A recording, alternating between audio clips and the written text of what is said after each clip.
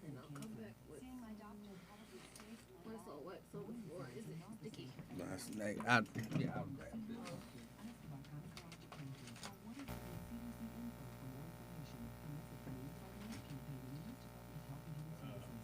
Your home is a big investment, and protecting that investment is a big responsibility.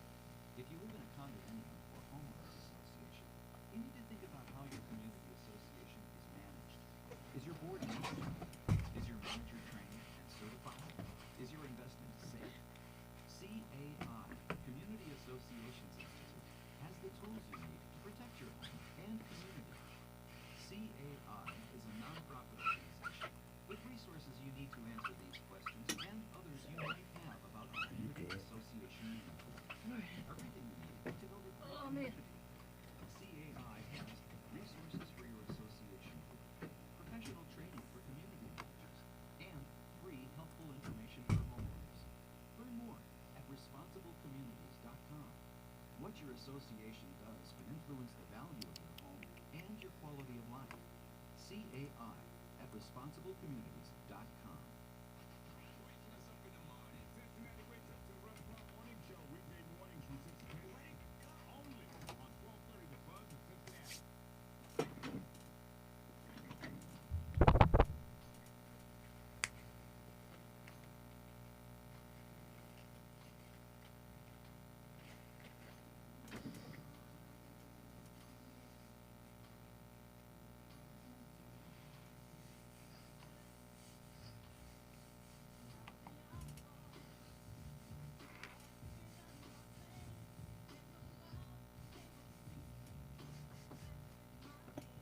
Good afternoon, people.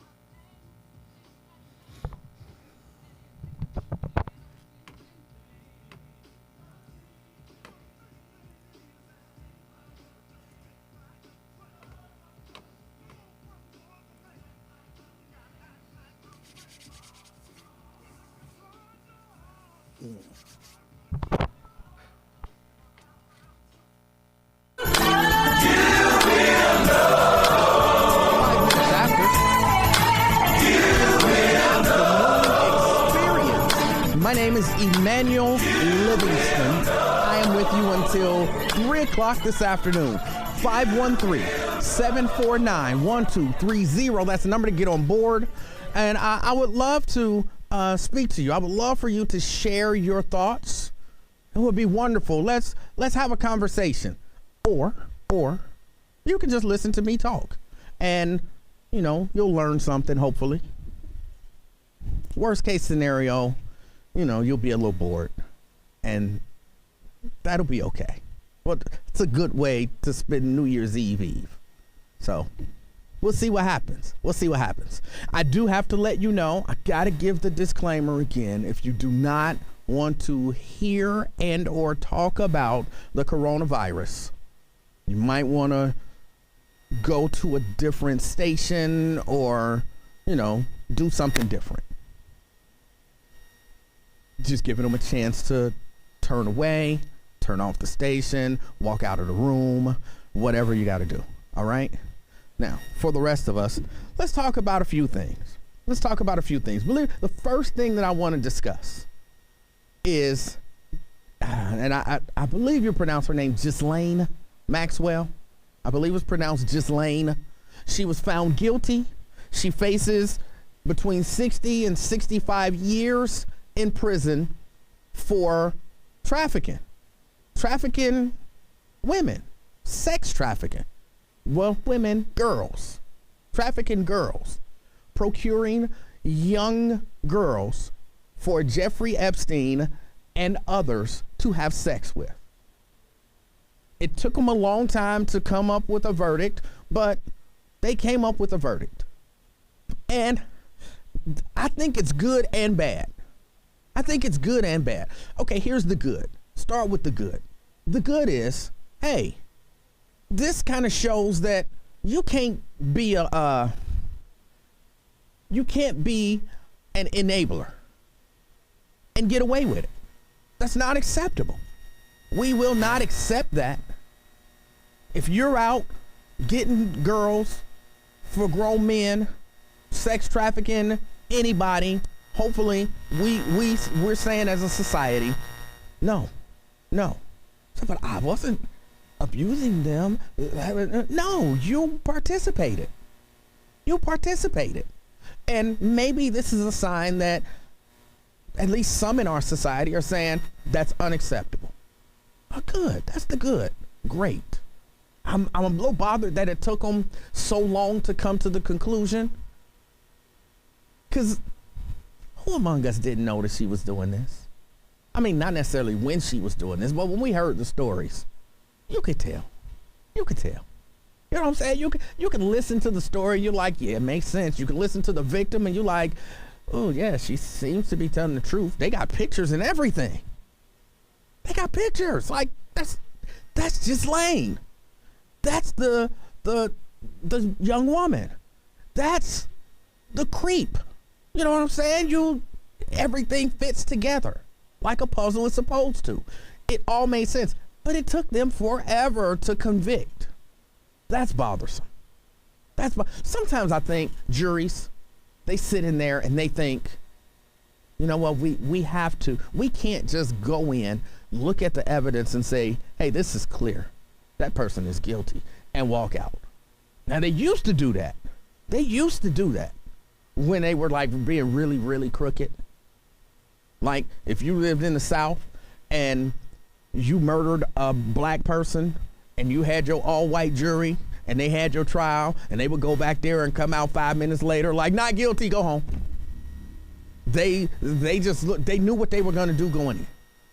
But now I think juries are looking at it and like, if we come out of here in an hour, everybody going to look at us and say we didn't really do our job. But when it's as clear as some of these cases, it don't take 2, 3, 4 days or 3 weeks to come to these conclusions. But all right, enough of that. They came to what is more than likely, definitely, the right conclusion. Of course, Ghislaine, Miss Maxwell, she's gonna appeal, which is just reasonable. Even if they caught me on tape doing something and caught me admitting to it, somebody had on a wire and I was holding 2 forms of ID and all of that stuff, and they convicted me, I would still be like, I'm appealing, because that's just what you do. You got to appeal. So I'm not mad at her for appealing. But now let's get to what I perceive as the bad. All right. So Jeffrey Epstein had young girls brought to him and his friends, business associates, and all that kind of stuff, and they had sex with them. Royals, the whole nine. They had sex with them. They took advantage of young girls. That's horrible, right? That's horrible. And somebody helped. But there were a lot of men who had sex with a lot of young girls. Why the only person convicted so far is a woman? The only person convicted so far is a woman.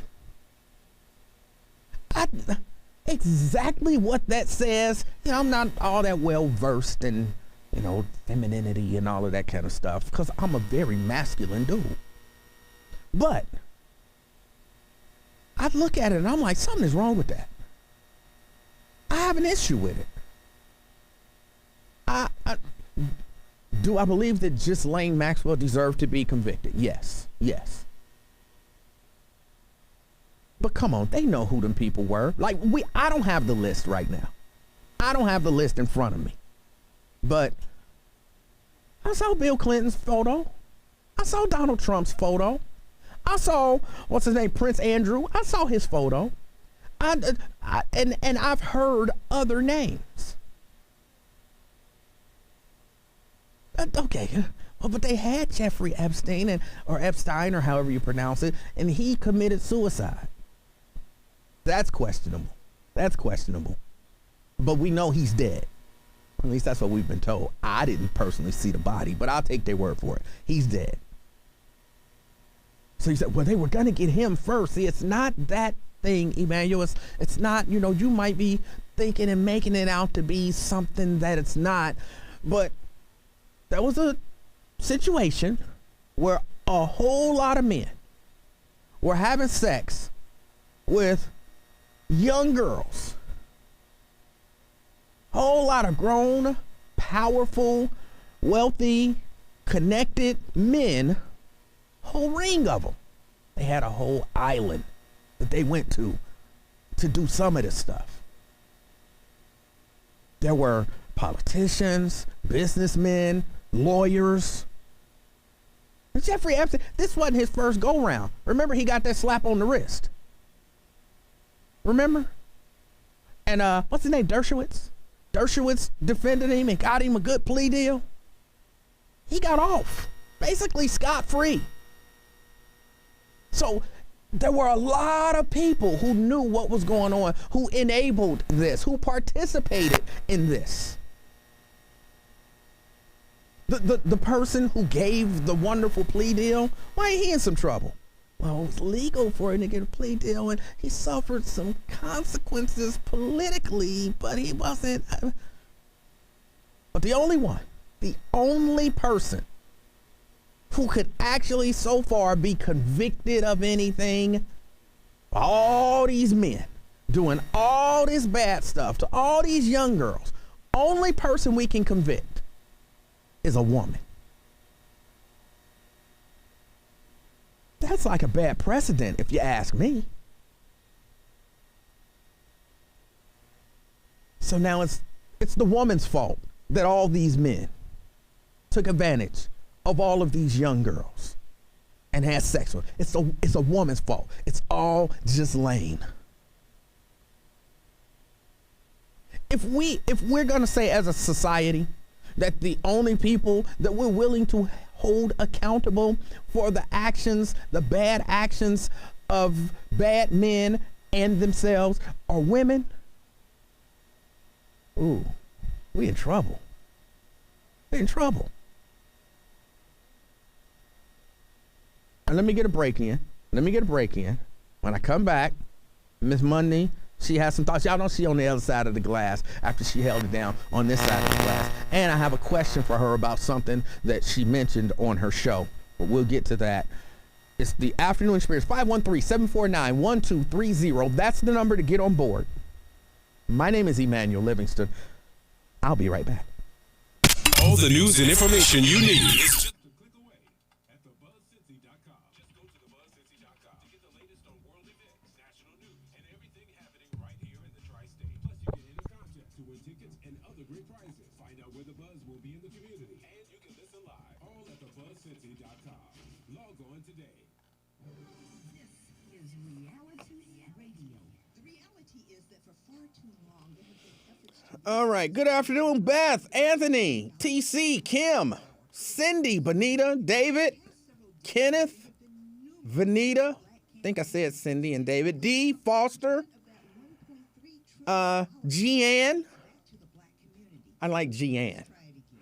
Nat, Tria, Tina, Samuel, Horace. You don't hear Horace very much as a name anymore. You don't hear Horace. So, Horace, good afternoon. Jeffrey, not Epstein. Kelly, Bridget, Lonzo, Dana, Jen, good afternoon to all of you. Maria and Robert over here on the YouTube page, good afternoon to you. And as a matter of fact, while I'm doing this, let me pop that chat out there so that we can. Hey guys, I'm Barbara Fields. I am a mental health therapist, and I've been smoking roughly for about 22 years. The first person that I've been smoking a cigarette was my dad. Somebody sending a shout out to Robin Hyacinth Monday. My two older sisters, they smoked, so to me it was normal. Smoking was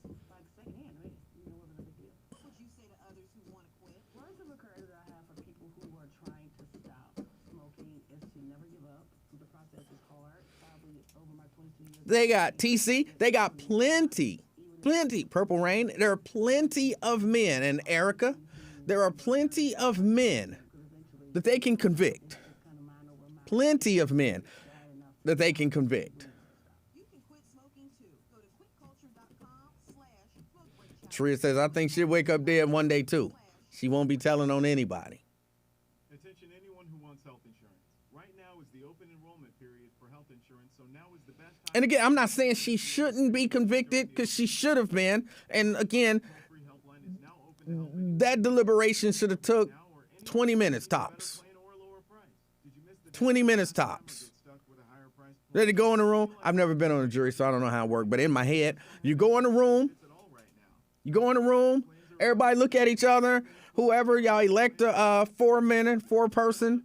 So I'll be the 4 person. All right. 49664. Anybody in here don't think she did that? Health insurance that's right for you. Anybody? You don't think she did it? Why? Hurry and get covered before Well, I'm just not. I can't.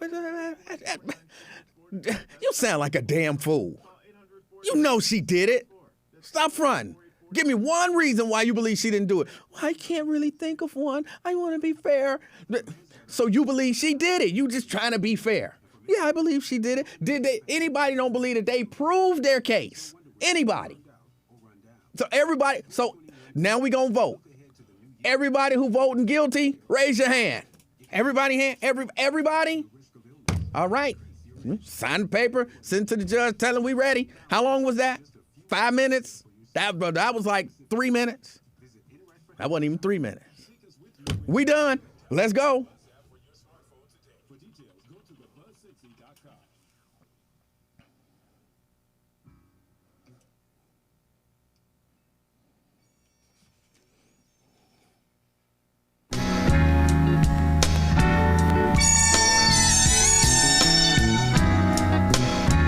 20 minutes after.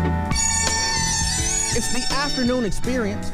My name is Emanuel Livingston. I am with you until 3 o'clock this afternoon. 513-749-1230. That's the number to get on board. We're talking just a little bit about, I guess, the trial of Ghislaine Maxwell, which is really more the trial of Jeffrey Epstein in absentia. And the fact that the only person that they could find guilty was a woman so far. Only person. Prince Andrew, I don't know if y'all saw this. Prince Andrew, he's over there, talking about, cause y'all know he being sued by the one, and I'm trying to refrain from using some of my terms. I don't mean them to be demeaning or offensive. It's just how I talk, but I had to kind of think about it. Like if I say he being sued by that chick that when they forced her to have sex with him when she was 17, then that sounds offensive. Why she gotta be a chickie, man? You know, so I had to not say that, even though that's just how I talk. I don't mean it to be offensive. But the lady who was 17 when she said she was forced to have sex with Prince Andrew, she's suing him, and he's saying, you know, they got to do depositions and all that, and he's saying, hey, excuse me, no matter what happens here, I want all of this stuff kept under wraps. Like nothing goes public. No deposition, no records, no nothing. They say, but Prince, no one said that any of this stuff is confidential. I don't care what they said. I don't want nothing going public. You know why he don't want nothing going public? Because he did it. Why was you standing there taking a picture with her? I was going to say he in a whole picture with that girl. You did it. You know you did it. Sometimes, well, okay, I was about to say something stupid. I was about to say sometimes you just admit it. You just say, you know what, I messed up. I shouldn't have did that. And you can do that about certain stuff. Like, you know, you stole some bubble gum. Okay, I shouldn't have stole that bubble gum when I was a kid. I did it. I was wrong. Say your dog ran away and you were, you know, had an excuse for it for years. And you're just like, okay, look, the dog ran away. It was my fault. I let the dog out. All right. But if you rape somebody multiple times, that's probably not something that you just come out and say, all right. Why? All right. Back in the day, I raped her. multiple times. That's not something you just. Why? It's the same don't. level of accountability no matter what you did. You just don't. You just don't. I understand. You don't. It's criminal. It's criminal. You don't admit to that. Okay? So I'm not saying he should just admit it, but we all, Prince Andrew. I wish I could do like a British accent because I would speak to him in his own. Thank God you can. In his own language. You did it. That's don't. That's just my don't. best. Just that's don't. my best British accent. Just don't. That's all I got. I had to hear a Just British don't. person talk first. But, dude, you did it. It's already come out. Like, what are you trying to hide? We all know. It's obvious. We got evidence. I don't want any more evidence coming out. Was that decent? No. I'm sorry, I don't. But you don't. We get it. But Come on, man. If the first thing the man have to say is, I don't want nobody to know nothing, he did it. That's a surefire sign. As soon as you say, Hey, listen. I ain't gonna tell you whether I did it or not. I just want nothing we talk about here in this room to ever be discussed in public ever. Bruh, you did it. that's a surefire sign. Surefire sign. But only the woman. Only the woman. Only the woman. I'm offended by that. 513-749-1230. And then what? She's going to get like 65 years possibly in jail. 65 years possibly in jail. Okay. I don't know how many girls she went and got them, and it's horrible. Like, you don't want to, you did it to your own, if that makes, like, if a black man is setting me up for failure, setting me up to be abused, and it's gonna sound a little racist, but it's the truth. Y'all know where I'm coming from. I expect it from a white dude. White dude, he like, hey, why don't you come over here? I'm like, what am I coming over there for? We got something special for you.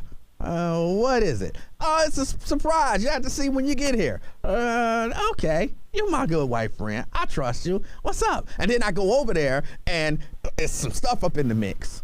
Then you like, oh my goodness. Wow, you should have knew better. Define stuff up in the mix.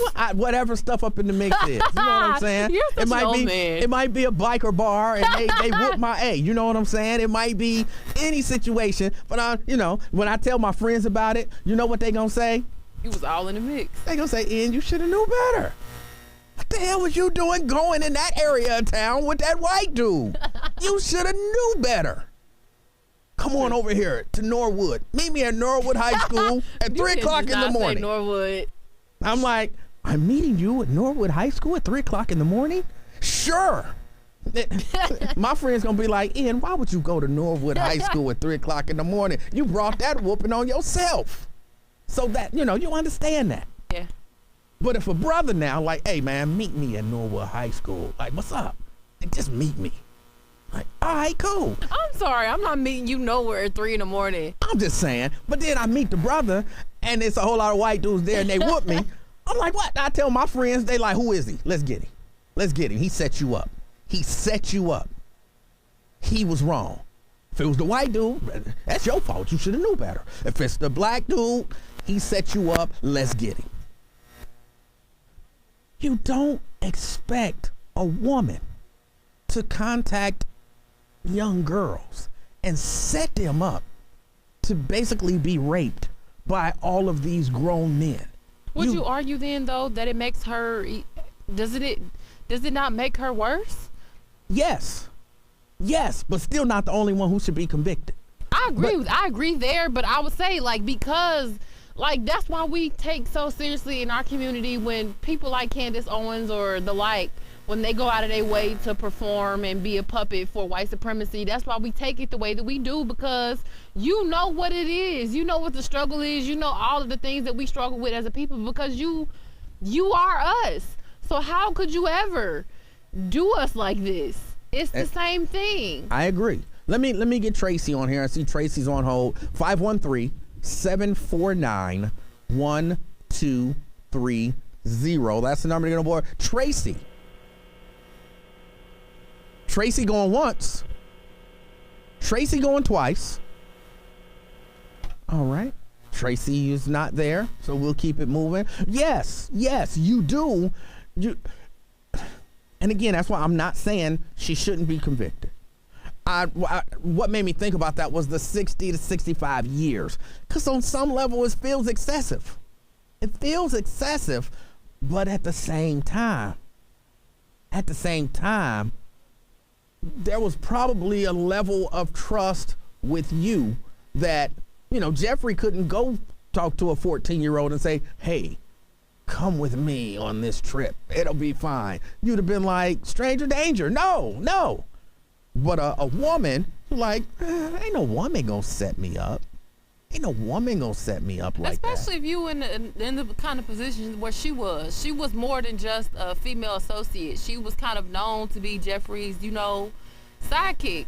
So as a young girl, if I'm walking into a situation, I'm probably thinking either you his girlfriend or you his wife, and so you not finna just like set me up to be a playmate for your man. Like that's not even what I'm thinking. Especially if I'm a young teenage girl, why would this grown woman be set me up on play dates with her man for him to do stuff to me? Like there's no way that she knowingly does this. Right. So that's why when I look at because Jackie says 60 years is too much, but that's why when I look at the 60 years, I'm like, that might not be too much. Because, not only did she do what she did, which is horrible, but on top of that, there was another layer of betrayal because it was a woman who set up these girls. So, but I'm not a woman. And I try to think about that stuff in context, because y'all know how we separate ourselves by whatever, by age, by race, by gender, by height, so, hey, heightism is real. It's real, okay? It is. So I try to think of my segment, and if someone in my segment was setting me up for, whatever. Some dude. Well, if a 5'2" man tell you to meet him at the amusement park, you gonna be suspicious. See, that's that heightism that I be talking about. That's the heightism. Let me hit a break in here. Tracy, hold on. I hope you're there this time. I'm going to go to the phone, 513-749-1230. It's the afternoon experience. I'm Emanuel Livingston. I'll be right back. It's like deja vu all over again. Baby, it's 1230 The Buzz is giving you your favorite talk, not once, but twice. Monday through Friday, it's the League and Ware Show at 10 a.m., followed by the afternoon experience with Emanuel Livingston at noon. Then at 3, it's Keeping It Real with the Reverend Al Sharpton. And then we do it all over again with a rebroadcast. Now, I am going to get just a little bit into the coronavirus, but when I tell you just a little bit, I mean really just like what I'm talking about ain't even necessarily about the coronavirus, but the coronavirus has something to do with it. So I'm not going to be talking about should you get vaccinated. I'm not going to be talking about should you get tested. I think, a lot of us have our positions on that, and that is what it is. But I have something else to talk about. I just want y'all to know coronavirus will be mentioned in it, even though I don't want to talk about the coronavirus. So Janice says it was much more deviant and sinister for a woman to set up another woman. That's what I feel like. That's what I feel like. Oakdale Wood say the new Spider-Man is awesome. Is it bad though that I wonder if maybe at some point this lane was like trafficked, or at least like used in that manner, and so she was so tired of being used in that manner that she just kind of shifted that off into these young girls. Because I feel like any woman who was around that type of man with that kind of power, at some point you probably found yourself. But here's what I would say. I don't know if y'all can hear her. Raven was saying, maybe, but she wonders, was Ghislaine kind of in that situation and basically said, I'm tired of being used like this. Let me bring some other people in to be used. I think that's even worse. But what makes it worse, if there is such a thing, is, all right, let's say Ghislaine was in that situation and she was being forced to have sex with all of these men, right? And she's like, oh my God, I'm so tired of this. I got to get somebody else. You couldn't get no other grown women? You couldn't get no other grown women? Not that would make it better, but they was rich. You can promise them riches. You can promise them all kind of stuff, and then they get there and they like, hey, this ain't what they promised. Too late. You already here. You got to do what you got to do. But, you know, or manipulate. Did I say manipulate?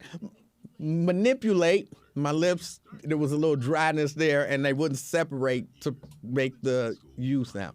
But to take it to the level of kids, well, but that's what they liked, Emanuel. They wanted young girls.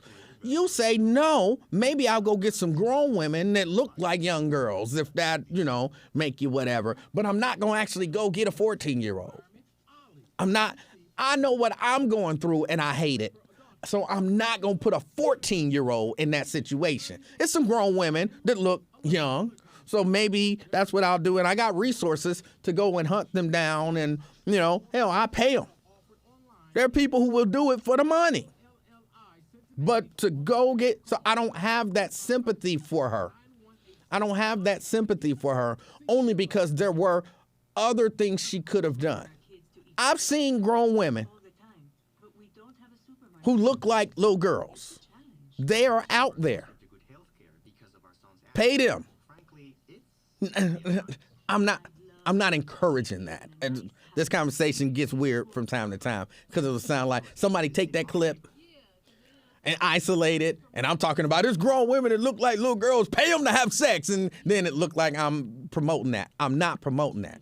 But I'm saying if you've made that decision to manipulate somebody into this situation, you don't have to go get a 14-year-old and do that to her. So I don't have sympathy for her on that level. Fair housing, shared opportunity in every community. A public service message from HUD in partnership with the National Fair Housing Alliance. Odell Will said, did the lady officer who screamed taser, taser, taser get found guilty? She did, on both counts.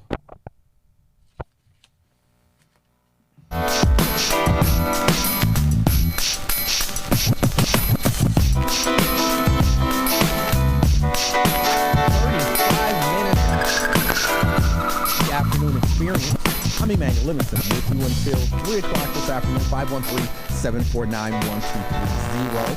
That's the number to get on board, to share your thoughts. Talking a little bit about Ghislaine Maxwell, and she was found guilty. She was found guilty on all but one count. I don't remember. It was count 2. I don't remember exactly what count 2 was. But she faces up to 65 years in prison. And it bothers me a little bit, not that she was found guilty, but that the only person found guilty in this whole affair so far is a woman. Let me go to the phone, see if Tracy's there. Tracy. Good afternoon, Emanuel. Hi, Raven. How are you both? Fantastic. Okay, I was thinking of something really, really slimy while you were talking about Prince Andrew. Oh. What can he use diplomatic immunity to get out of it? Like if they found enough evidence where, under normal circumstances, they could move forward and charge him, could he pull the diplomatic immunity card? I'm not sure. I know as it stands right now, what he's dealing with, I believe, is a civil lawsuit, a lawsuit against him by one of these young ladies. And that's when he's saying, hey, I don't want anything that comes out to go public. But in terms of something criminal, I don't know if he could pull the diplomatic immunity card. Because I don't know exactly how that works. Like, just because you're from somewhere else and you hold a particular rank doesn't necessarily mean that you qualify for diplomatic immunity. There are rules in place, and I don't know if he fits those. Right, right, right. But you're absolutely right. It makes it kind of double disgusting that that woman was assisting in the facilitation of all that, because I think she did it. I know nothing about it. I haven't followed it that close, but it's almost like she did it just so she could still travel in those circles or still be in that setting. You know, like as long as I supply him with girls, you know, and lure people to him, then he'll keep me around. And that might have been the case. That might have been it. Ugh. But it is terrible. So, Tracy, I yes, it appreciate is. your call. Okay, you guys stay well. Take care. Thank you. 513-749-1230. That's the number to get on board. So because someone asked on the break about Kim Potter. Kim Potter, again, taser. Dante Wright. She was found guilty on both counts. She did go directly to jail. She didn't pass go. She didn't collect $200. She went directly to jail. Does that still play with the younger people? Y'all hip to Monopoly? And Yeah. all that? Okay. So, yeah, she went directly to jail, even though they wanted her to enjoy her Christmas before going to jail. But one of the jurors has come out and spoken, and the juror basically said, look, I don't know why people saying that the crime wasn't real. The crime felt real to us. The crying felt real to us. Felt like she had to fight for her life. And she got up there and she seemed exceptionally remorseful, and we believed her emotionally. We believed even her testimony. Which is fine by me. But then they said, which is kind of what I had said along the way, I said, even if you believe her, even if you believe that it was accident, she's still guilty. And that was what the juror said. The juror said, we believed her. We sympathized with her. They thought she was a good person, and even that she was a good cop. They thought this woman is a good cop. That means they felt like the jury as a whole, this juror is kind of speaking for the entire jury, felt like she was probably the kind of police officer that we would want on the streets. But she killed somebody, and just because it was a mistake don't mean that you can't be held responsible for your mistake. Just because it was a mistake doesn't mean you get off scot-free. You don't get to shoot somebody and then say, oops, I feel really bad about that.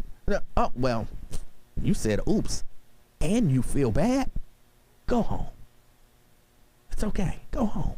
That's not the way it works. So I appreciate, because I know a lot of you still don't believe that she could have accidentally done that. But thankfully, that jury understood the prosecutor's point, which was, a lot of our points the entire way. You don't have to go to the level of she's evil. She intentionally did it. She planned it out the day before, or, for a kind of Denzel Washington, I've been planning this for the last 6 months. You know what I'm saying? It don't have to be that. It can be, oops. Well, that was a pretty big oops, and so you've got to pay the consequences for that big oops. So I'm with that. I appreciate that juror coming out speaking. Jackie says she was a dumb racist cop. She doesn't have to be racist. I don't know that she's racist. I don't know that she's. Here's why I'm saying all of this. I'm saying all of this for a reason. There are a lot of people who believe that, look, if the cop wasn't a racist, they're not guilty. And that's why, when you saw Derek Chauvin, they fought to keep all of his previous potentially racist words and actions out of court. Hoping, because if we can paint him as not racist and a good cop, then what he did is okay. And so I want us to move, hopefully some of us, to move away from you gotta be racist to be guilty. No, you just have to be guilty of doing what you did to be guilty. You can be overall a good person. Even a good cop who up to that point was an amazing cop, but you did that thing. And that thing is enough for you to be found guilty. Now, if there is some racism, that's, a cherry on top. Again, I know that don't sound good. It's a contributing factor. You're now encouraging racism. Likely. No, I'm not. Emanuel, you on there telling people racist. Stop it. Stop it. I'm saying you did the deed. And then if we can show that, you have some kind of racist inclinations, then we can look at it and we can say he did the deed, and he did the deed probably for this reason. But we don't need the cherry on top to find you guilty. And so that way, maybe the media companies, big media, maybe they'll stop trying to play, because I believe they actually play the race card. Maybe they'll stop trying to play the race card all the time and just start giving us the facts. Just start giving us the facts. Because the same way it don't matter to me if she was a bad cop or a good cop or a racist, if it was accidental or if it was intentional, none of that matters. She did what she did. And that young man is dead. It don't matter to me about his record. I don't care if he was accused of a domestic violence, or if he threatened to shoot somebody in the head, or something about him. I didn't even really pay much attention to all the accusations that they tried to throw out there about him, because none of that mattered to me. In that moment, that was what mattered. Did he do something to cause his death? I know that can be argued. Well, he should have just put his hands behind his back. He shouldn't have tried to get away. He shouldn't have this. He shouldn't have did that. And all of that stuff is valid to a certain degree. But if we can pull all of that stuff out, what he used to do and what she used to do, how she used to act and how he used to act, if she got a commendation or if he got a conviction, take all of that stuff out. Is he a racist? Is she a racist? Take all of that stuff out. What happened? She said she was pulling her taser, and instead she pulled her gun. She fired it at point blank range into his chest, and it killed him. Is that a crime? Well, she says she meant to do it. She says she didn't mean to do it. It was an accident. Is that a crime? Yes, that's a crime. Guilty. Take all that other stuff out of there. And if we can get the media to start doing that, and because I think that makes a lot of us look at it and come up with some of these ridiculous sounding theories, which make us sound crazy, which allows people to dismiss us sometimes. It really does. It causes people to dismiss us. When we're talking about Derek Chauvin, I know I'm going back. When we're talking about Derek Chauvin, and we're talking about, that George Floyd dated Derek Chauvin's girlfriend. He took the girl from him, and they worked at the club, and he had said at the club that if he take one more girl from him, then he was going to get him in it. When we start, even if that's true, which again, I never really heard that was testified to as being true, but that was a thing out there. And it's like, come on, you're not helping. You're not helping with that. Just stop talking about stuff that don't matter.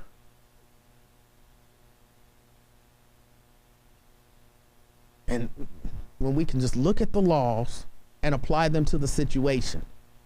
Because people hearing that like, and people don't know. And now they bringing all of that. Now I got to take sides as to whether or not I believe that Derek Chauvin and George Floyd had beef about some girl who may or may not have been hooked on heroin that they met at the club, and then somebody took somebody's girl, and then somebody was mad, and they said, if you take my girl again and you give her some heroin, now I got to take sides on that, and that clouds whether or not Derek Chauvin is guilty. No. I want us, when I say us, I don't mean just black people, us as a society, stop doing that. And then I think maybe we can have some of these quick, simple, reasonable verdicts. Let me get the break. It's the Afternoon Experience. I'm Emanuel Livingston. I'll be right back. Urban One Honors returns to TV One. Urban One Honors! Sunday, January 7th.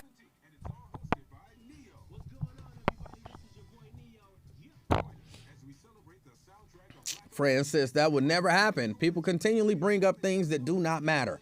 And in their minds, though, they matter. Like, It's somebody who you cannot convince that everything you just said did not happen. It's somebody right now who is convinced Derek Chauvin killed him because he stole his girlfriend. And they mad at me. She said, I don't know if y'all can hear her. That's why I'd be repeating what she's saying. She said there's somebody right now listening who is convinced. You can't convince them no different that Derek Chauvin killed George Floyd because he stole his girlfriend. And I'm not going to convince them that don't matter. And they listening and they mad at me. See, he trying to cover. See, that's his problem. He always trying to cover for the man. Oh, my goodness. I'm not trying to cover. I'm trying to get y'all to see. Timothy says, motive is part of prosecution. It comes into cases when it's relevant to the prosecution. When it's relevant.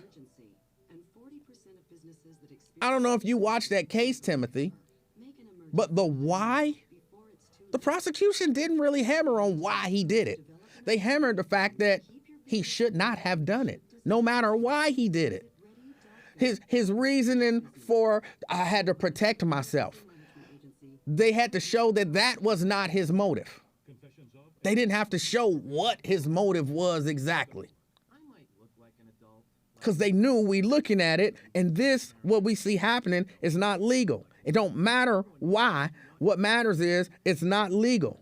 Why is he doing it? The only thing that can matter, the only thing that can matter is whether or not it's legal, and whether or not the reason he said is the reason that he did it. Timothy says, who's to say it's not? It don't matter. That's what I'm saying. It don't matter. What he did was not legal. The reason he was doing it was not, we still don't know why he did it. It don't matter why he did it. He did it, and it was illegal. C says, do you feel the same about these officers who killed the young girl in Burlington?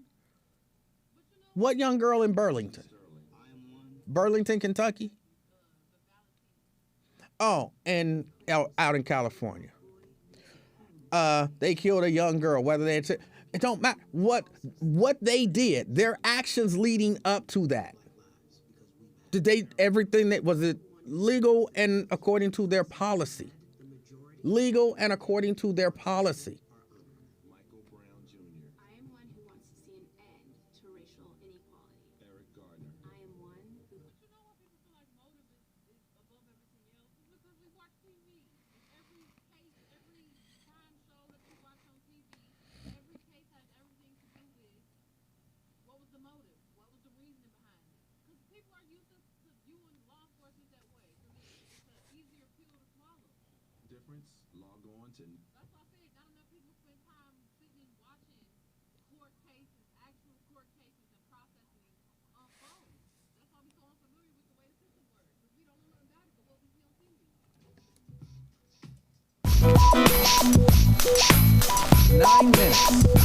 9 minutes to the top of the hour. It's the Afternoon Experience. I'm Emanuel Livingston. I'm with you until 3 o'clock this afternoon. And then there becomes this confusion. And I am not the author of confusion. I am not.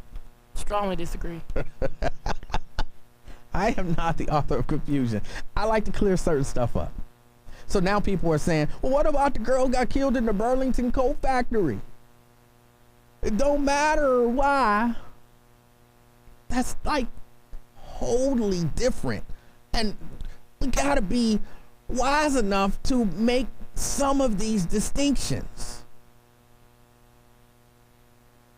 Yes, there is a difference between doing something and the argument, which I believe was what Ben Crump is arguing, is that this kind of is the same as Kim Potter. Like it was negligence. It was negligence.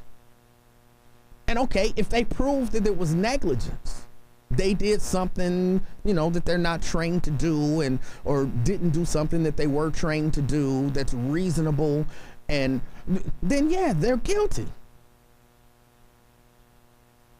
But this isn't what I'm saying is, if y'all coming out like, yeah, them cops just didn't like Mexicans. They never did like Mexicans. And did you know that 5 years ago, the one of them cops that was on there gave a ticket to that girl mama? And so they beat the ticket in court, and the cop said, one day I'm gonna get you. And now that girl is dead. That would be ridiculous. You look at the facts of the case and you say, were they negligent? If they were negligent, then you find them guilty. If they weren't, then you don't. But you don't bring up all this other stuff. You know they don't like Mexicans anyway. Well, wait a minute.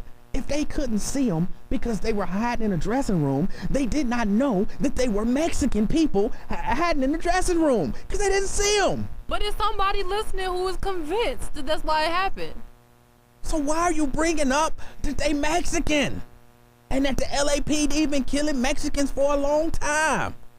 They didn't even know they were there. And again, the argument could be made that's negligence. But when we throw all that other stuff in there,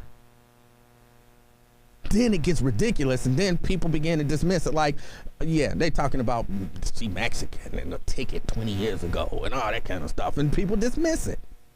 That's what I'm talking about. That's what I'm talking about. Let me go to the phone. Glenn. What's going on, E-Man? Can you hear me? I can hear you, sir.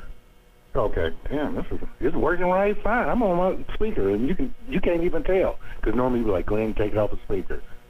But well, if you got me on speaker, you should probably take me off. Glenn, why would you snitch on yourself like that, bruh? I just confessed. You got me. You got me. I'm really starting to believe Emanuel do have some kind of superpower that makes you just confess the stuff. Emanuel Livingston, I told you. Yes, a long time. Or clairvoyant or E-Man. You know what clairvoyant or Thea? Yeah. But let me say this, Emanuel. Thank you. Because I got tired of the same. Damn, almost cussed. Darn, almost cussed. I got tired of the same arguments.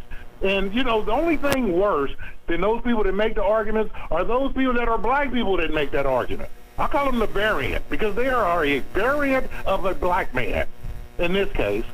You know, because and this goes back to, let me ask you this, because I thought about this during your little monologue there. Emanuel, if the times were at this point in time, back when Tamir Rice case happened, incident happened, and when Michael Crawford incident happened, do you think we'd get a different, I don't know, verdict, or not even a verdict, maybe we'd get a charge at least? Because those are two examples of being negligent. Look at Tamir Rice.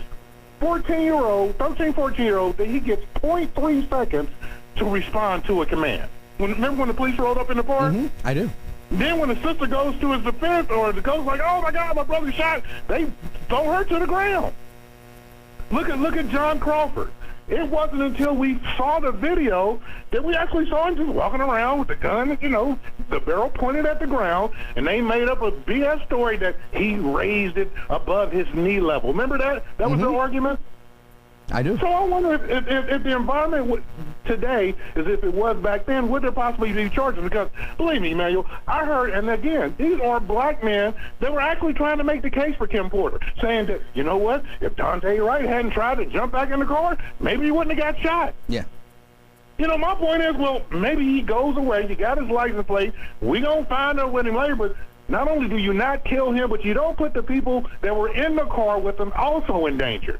And I live in a city where there was a guy who kidnapped his wife, had warrants from like 3 different states, driving a freaking 18-wheeler, and they waited him out and end up shooting the damn truck. Remember that, Emanuel? No. They brought up the SWAT team with the super bullet, and you don't remember the guy who was like on 75. This happened earlier this year, I think it was. I don't remember. Yeah, he had the semi truck. Remember, he got it. Oh, yeah. Yes, I do remember. He got out of the truck to unhitch the trailer, and they didn't shoot him then. Remember that the whole thing? But they shot the damn truck. Yeah. But yeah, I've heard that argument. I also heard the argument. What was it? Derek Chauvin. He might get off because him and George Floyd, they shared a girlfriend together and they worked together. Right. And that could be positive. I'm like, really, dude? Right. How about the whole neck on knee on the neck thing? Right. Exactly. Yeah, that don't have a damn thing to do with he didn't swipe left or right on freaking Plenty of Fish. But I've heard. So again, I just wanted to thank you, man.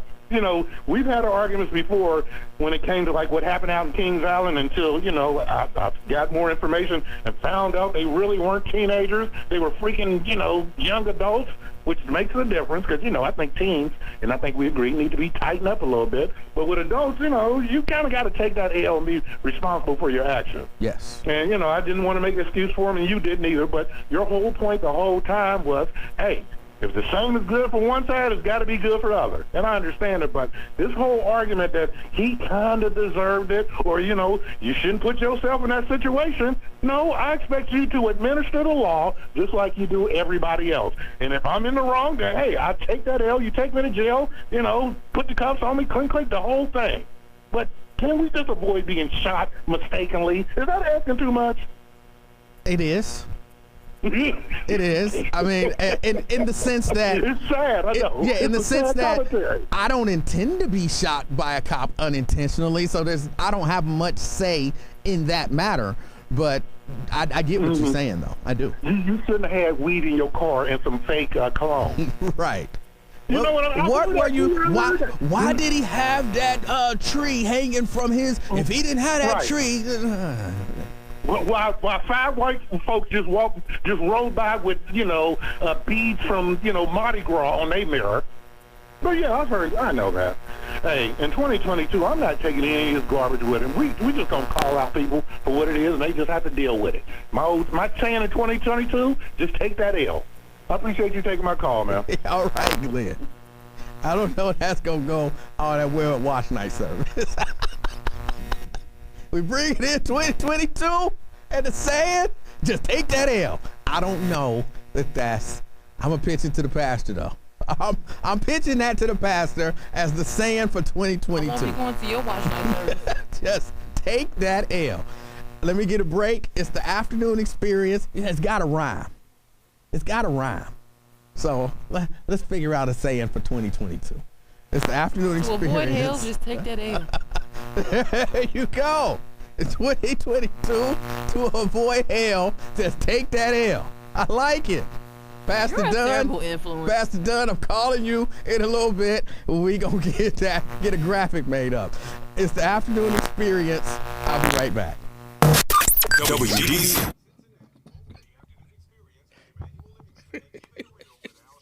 Weekdays on 12:30 a.m. The Buzz of Cincinnati, your talk station. Good afternoon. News is sponsored by the Ad Council. The Cincinnati Fire Department is But Glenn brought something up due in part to COVID. that Fire Chief Michael he might have changed my mind about something. See, that's why I like having dialogue with people. That's why y'all need to call more, because my mind can be changed. My mind can be changed. Somebody says there's an irritating buzz. Okay, hold on. If there is an irritating buzz, I think. Sorry if I popped that popped in y'all ear. Cause of death has not yet been determined. Raines had been in custody since December 10th when witnesses reported seeing him stab his wife multiple times at a park. His wife survived the attack, but there has been no word on her current condition.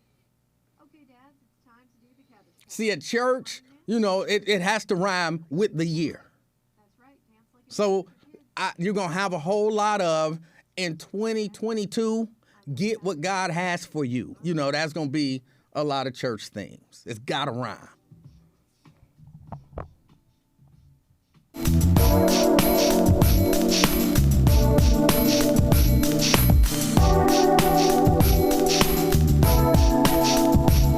Minutes after. It's the afternoon experience. My name is Emanuel Livingston. I'm with you until 3 o'clock this afternoon.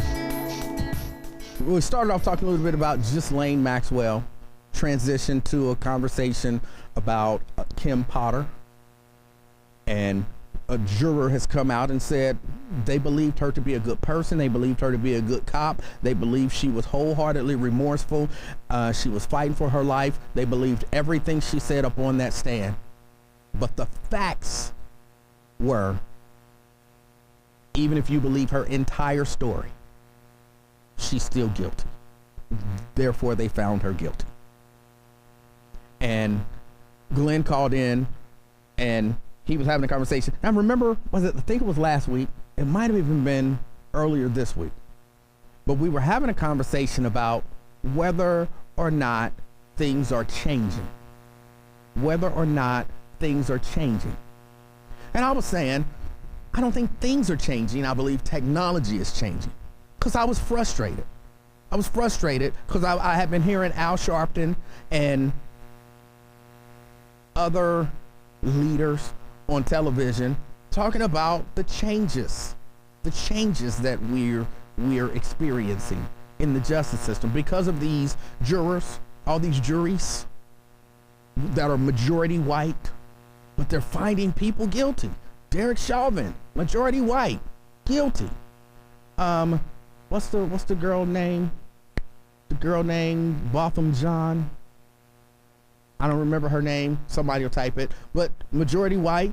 Cooper. She was found guilty. I don't think it was Cooper. The dudes who killed. The McMichael father. Yeah, the Travis and George McMichael, right. and the other dude, Bryant. Majority white jury found guilty. And then Kim Potter. Amber Geiger was her name. Thank you. And then Kim Potter. Majority white jury found guilty, and they were all saying, we're beginning to see change. We're beginning to see change. And that bothered me. That bothered me. Because I'm like, we're not seeing change. We seeing the crime on tape. Even though it's probably not actually on tape, but that's a whole side issue. We're seeing the video. That's what's changing, and they can't ignore it. Well, Glenn brought up a couple of things.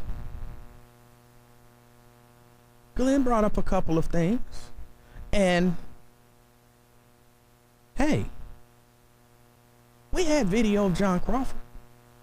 We had video of Tamir Rice. They weren't even charged.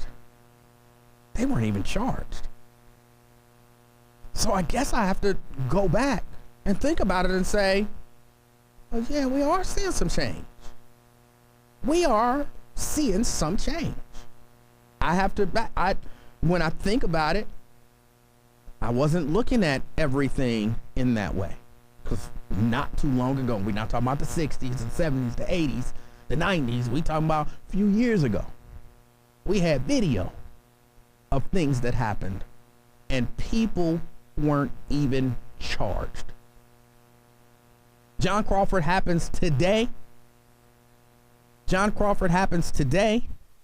I think we get charges. If John Crawford happens today. And I mean, at the very least, we get a real legit look at everything. Like somebody's going to look at it and say, hey, we need to take this serious. Right? I don't think that happened. And of course, I think a lot of that is due to George Floyd. If in the post George Floyd world, if those two cases happened, those two officers get a closer look. Now, I can't necessarily say that they get charged. I can't say that they necessarily get charged, but they definitely get a closer look. There's a more serious conversation around whether or not they should be charged. There's definitely a more serious conversation.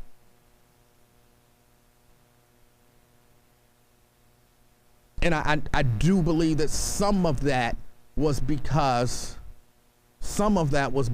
of George Floyd. So, yes, not huge change. Not huge change. Right? World changing, no. But some change. I'm retreating from what I said earlier. There has been some change. So, all of you who said, no, there was some change, you were right. And I just wasn't looking at it that way. All right, 749-1230. That's the number to get on board. And y'all like to say that I won't admit when I'm wrong. I always think I'm right. Of course, I thought I was right when I said it. And if somebody would have called me that day and actually had the conversation with me, probably by the end of that conversation, I would have been saying, you're right. See how that works. I'm open. Sure. Let me go to the phone. Freddie, you're on the buzz. Hey, man, keep your eyes on Jerusalem. Word. Keep your eyes on Newport. And the thing is, you know, you're entitled to your own opinion, but you ain't going to change, my brother. I love you, though. What are you talking about? I just changed. I just legit changed my opinion. You still dissecting and analyzing. That's okay. Ain't that what we're supposed to? Hold on, Freddie. For real. That's not what we're supposed to do? We're not supposed to. Not with the truth. How do you know? The truth don't never change, my brother. You have to look at information. You have to dissect it and analyze it to determine what is true. Yeah, that's what you say, but I know different. The truth don't never change. Well, you know what that saying in the Holy Scripture says, the truth will shine in darkness, and that's the truth, man. I mean, you know, and then also... Well, I apologize for thinking. You ain't got to apologize, man, you know, because you're going to take it back as soon as you spit it out. And that's okay, you know, I mean, because that's, you know what, you just being Emanuel Livingston, and that's okay, man. You're entitled to be who you are. All right, and I just don't think you're going to change too much of anything, but you're a beautiful cat. I love you no matter what, okay? All right. Hey, in reference to the Afro-Americans, man, y'all done got more don't get me wrong now, it's just not one-sided. The Holy Scripture says it has to be an equal balance, and it's definitely not an equal balance. But hey, some of those people, man, y'all keep on talking about, oh, when they come, resist, don't show them nothing, and on. And the reality is that some of those people that's not here no more in reference to when the police have stopped them, they could still be alive if only they submitted to whatever they said and whatever they told them to do. And that's just the way it is. And I hear that noise all the time on the buzz and other places, man. Oh, you should. Man, come on, man. Hold on, wait. Freddie, go ahead. Can we, at the risk of making you upset with me, can we think for a minute? Is it okay if we try to think for a minute? You ain't thinking, but I'm listening to you. All right. So let's try to think. Okay. Or let me try to think, dissect, and analyze. Okay. It sounds to me like what you're saying. Well, let me not even say that. Let me ask you this, Freddie. Yeah. Freddie, do you believe that we as American citizens, even black people here in America, have rights? Yeah, some rights, yeah. All right. You have to, man. I mean, if not, we wouldn't exist. Okay. Do you believe that since we have rights, we should exercise them? You should. You most definitely should exercise them. And I just said the Holy Scripture says there has to be an equal balance. And if it's not an equal balance, which is not, but hey, you know what? I've said this a million and one different times. The Honorable Supreme Court Justice Thurgood Marshall said, when everything else fails, Emanuel, Use some damn common sense, okay? Well, okay, but let me hold on. Come on, let me finish thinking because I just want to understand your point from your position because I want to see where we're right now. We're walking together. We both believe we have rights. We both believe that since we have rights, we should exercise them. So far we're together. At some point we part, and I just want to make sure that I understand where we part. So all right, we have rights. We should exercise them. But you believe we should, and I'm asking the question, you can say yes or no. It sounds like you believe we should only exercise them when they tell us that we can exercise our rights. Hey, my brother, listen, man, if you paying attention and you know what time it is, if you truly paying attention to what's going on and you know what time it is, if I leave my inhabitants right now and the police stop me, I don't give a damn what they say. I'm going to do it, okay, within reasoning. And I still may get killed. You follow me? Right. So if you're going to do whatever they say do, and there's a good chance that you still going to get killed. Right. When do you believe you have a right to exercise your rights?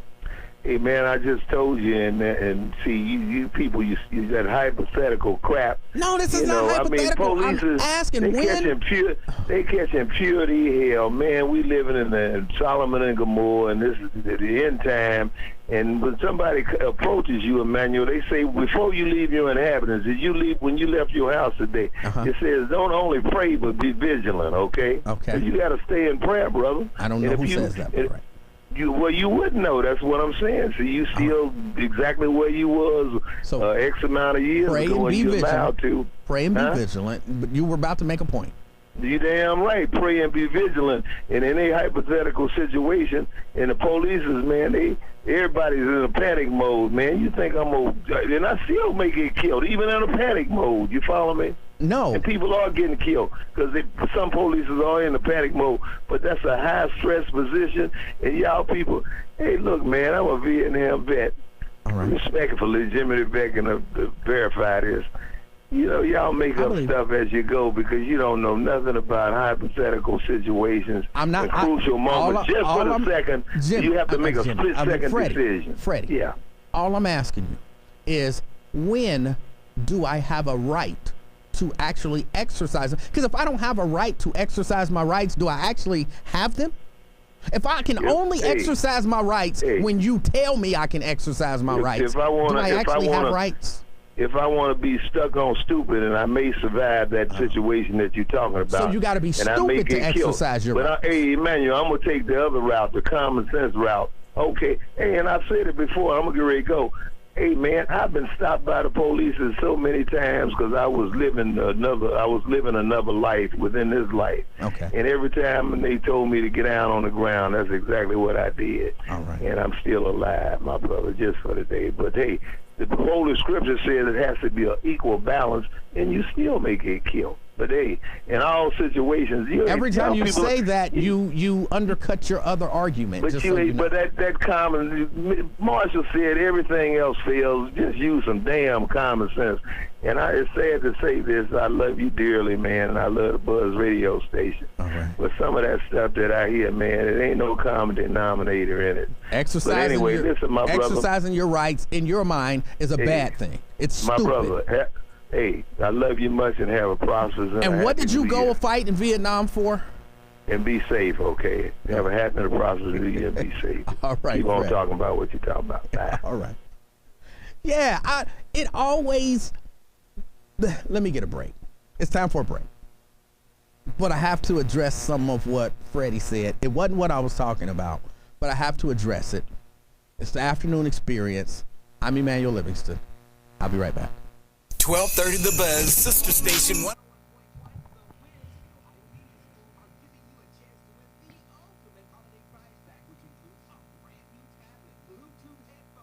Yeah, TC. He was done. He wasn't going to answer nothing.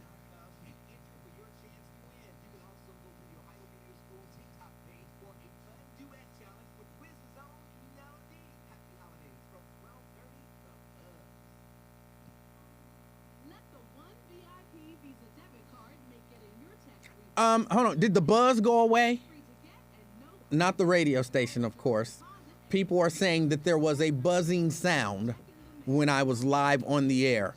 Did it go away?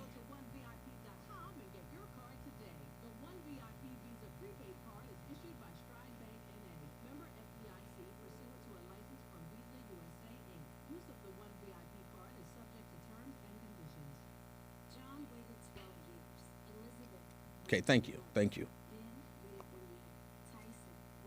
Now, someone's saying no, and it's still there.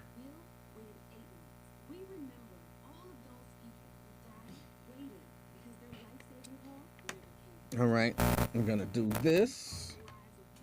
Because every once in a while, you know, cables get, and if there's some electrical current flowing through them, giving some whatever. So if I move this here,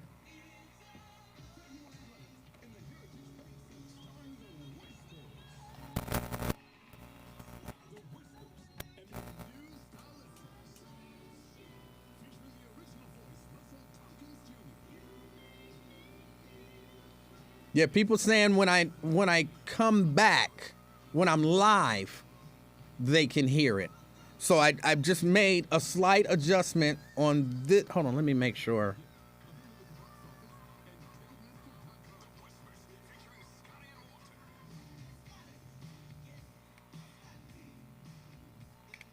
All right, that should be good. Let me go check. So now somebody's saying that they can actually hear it right now. And if you can hear it right now, it's not that.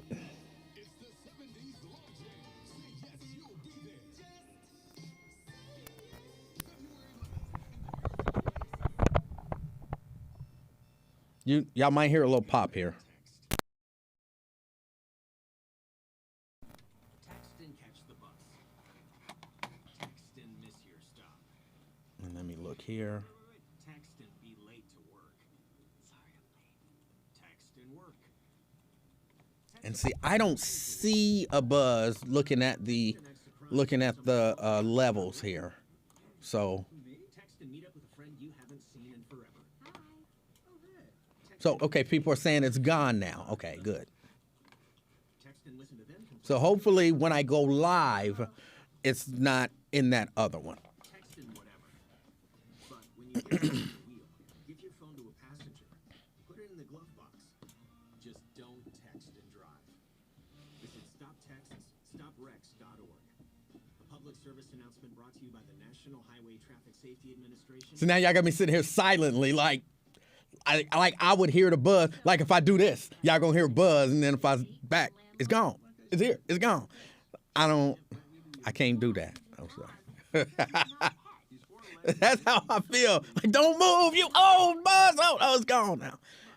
I'm legally blind. Couldn't you make a reasonable accommodation for my guide dog? Young lady, you can call your canine friend anything you want. Those are the rules. Rules? Rules that allow for housing discrimination? So I made a call to HUD to confirm that. Brandon, I saw that, and I'm gonna address that when we go back on the air, because I need to address what Freddie said, because that mindset is just too prevalent. It's too prevalent, and it's one of my biggest issues. That's why we can't get things fixed. But I'll address it. I'll address it on the air. At least that's my feeling.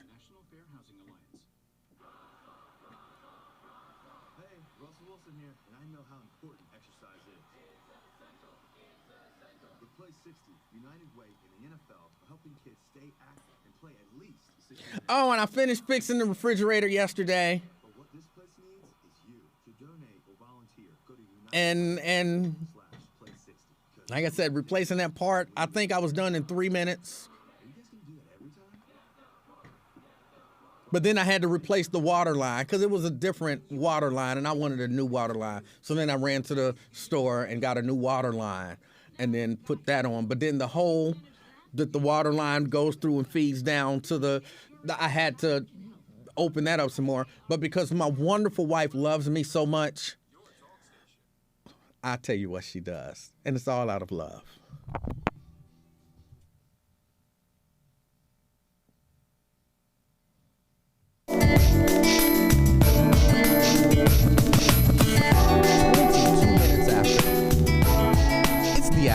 experience. My name is Emanuel Livingston. I am with you until 3 o'clock this afternoon. 513-749-1230. I want to address what Freddie said. I want to address it. But before I do that, let me get Perry in here. Perry, you're on the buzz. Hey, how you doing? I'm fantastic. And you? And I mean, just kind of ironic that you should say that about Freddie, because that's exactly what I want to do too. All right. I think he is right on point. Oh my goodness. I mean, really right on point with that. We have to do what we need to do too. Hold on, quick, Perry. May I ask you a few questions? Well, now I just left the hospital. That's what they asked me too. A few questions. It's trying to be half an hour. So is that a no? Yes. Yeah. Go ahead. I'm sorry. How old of a man are you? I'm 59. All right, 59. I'm going to ask you two questions that I asked Freddie. Do you believe that as black people in America, we have rights? Of course. Do you? Okay. Do you believe that we should exercise our rights? Most definitely. All right. So if you believe we have rights and we should exercise them, help me understand why we would make the decision to ignore our rights from time to time. You know what? I mean, that's really a good question to me. I don't understand why we do that, and that do happen. That's a really good question. I don't think I have an answer for that, but you said you agree with Freddie. Yeah, I do. I do agree with Freddie. Well, his point was that we should not exercise our rights when the police tell us we can't. Well, I mean, okay, here we are.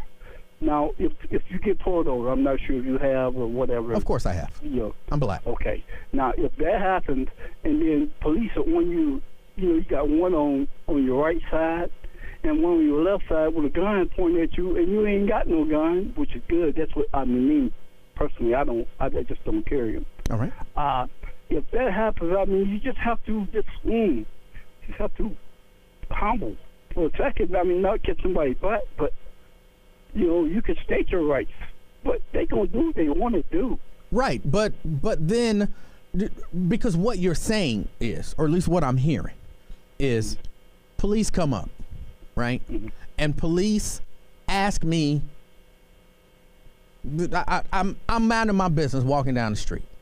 Yep. Okay. Police officer comes up to me and he says, "Show me some ID." You're saying, just show him the ID. I'm saying, no, not exactly. At first, I'm going, well, why? What did I do? Why do you need to see my ID? Did I do something wrong? And he says, just show me your ID. No, I don't go with that. That part I don't go with. I understand what you're saying now, where you're going. I don't go with that either. So then what are you talking about then when we should not exercise our rights? Well, like I know in a car. Like, look, if I'm should always exercise our right, Emanuel, but we have to be cautious in doing this. It's sad to say. Don't get me wrong. It's sad to say that as a black man, as an African American here nowadays, it's sad to say you just got to be cautious. I mean, it's sad.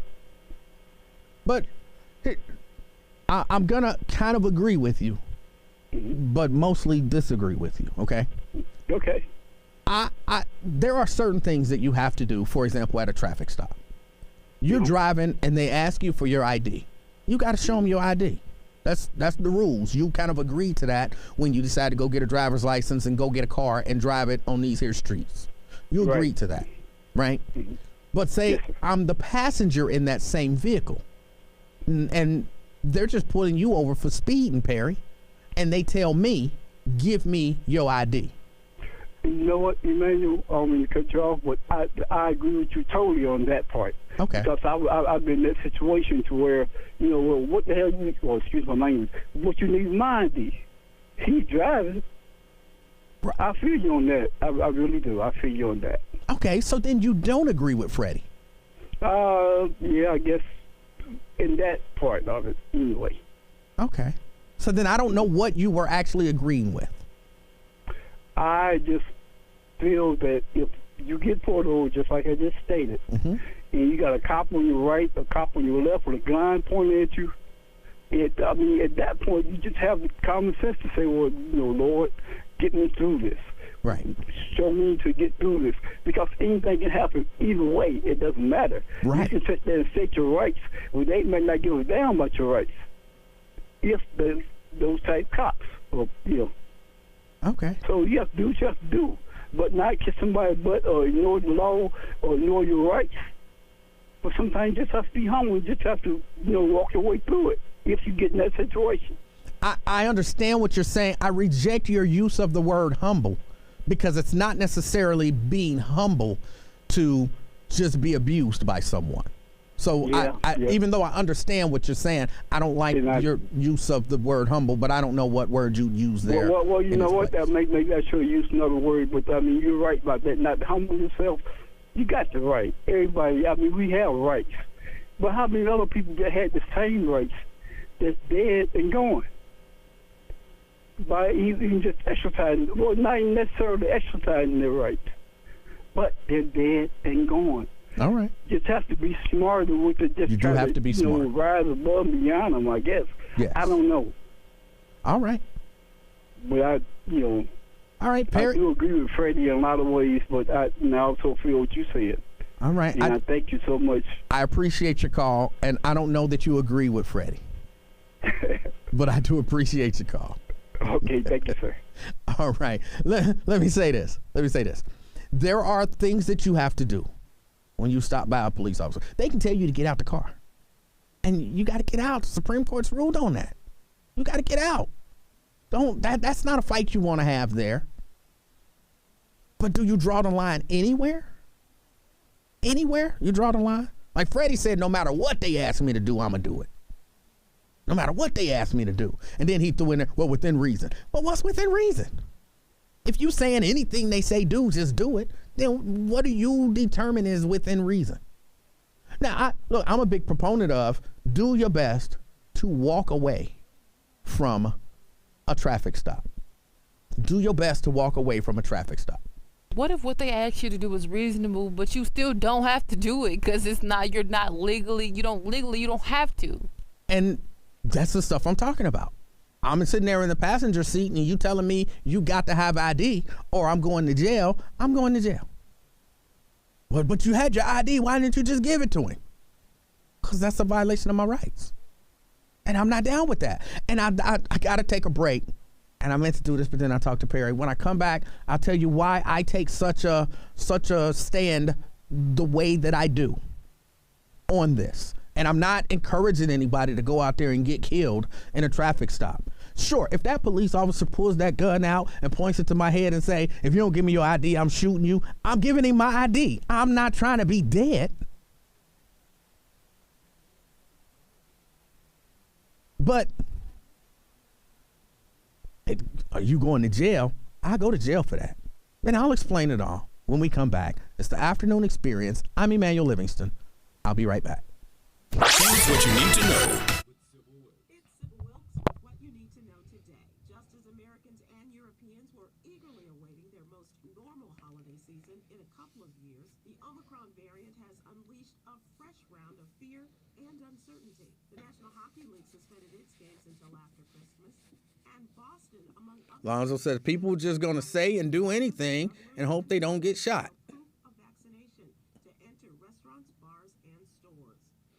Charles says, if a thug with a gun walk up to you and say, give me your money, are you going to be a hero? Maybe. All depends on the situation. I might run in a zigzag pattern. You never know what might happen. I don't know. CAA is also able to assist those who need help with their property taxes and HOA fees.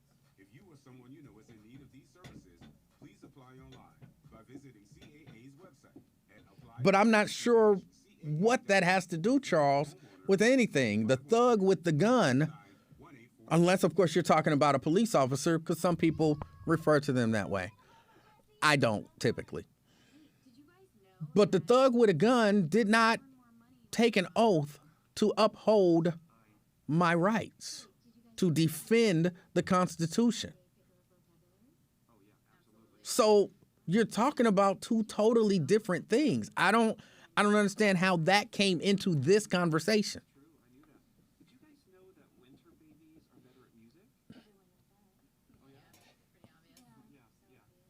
See, Charles, I don't necessarily agree with that. Those police officers took an oath. But I guess to answer your question, if a police officer comes up to me, points a gun at me and says, "Give me your money." If I got any money, which I never do because I don't carry cash anymore. If I got any money, I'm going to give it to him.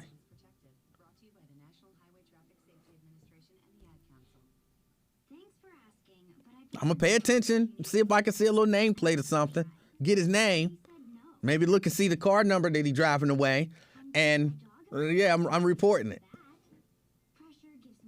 But that's not the same to me as just some random guy on the street coming up to me with a gun talking about "Give me your money." Sorry, my webcam is broken. I'm worried they'll get hacked around school. Unfortunately, I just had my clothes surgically attached to my body. If they got out, I might never be president. I'm already naked, under my clothes. Not even if you were all three Jonas Brothers. I have a rash. I have nudophobia. I have lizard skin. The more you ask, the less I want to. You're not the boss. Tanika says, "I'm late, but Pastor Dunn ain't going for that." He texts me, as a matter of fact. When someone is pressuring you to do something you want to, how many ways can you say no before they get the message? Let us know if that's not correct. But he texts me about something different. I'm assuming that he's not listening. But I'm telling you, if y'all FAI people text Pastor Dunn and tell him I got the saying for 2022.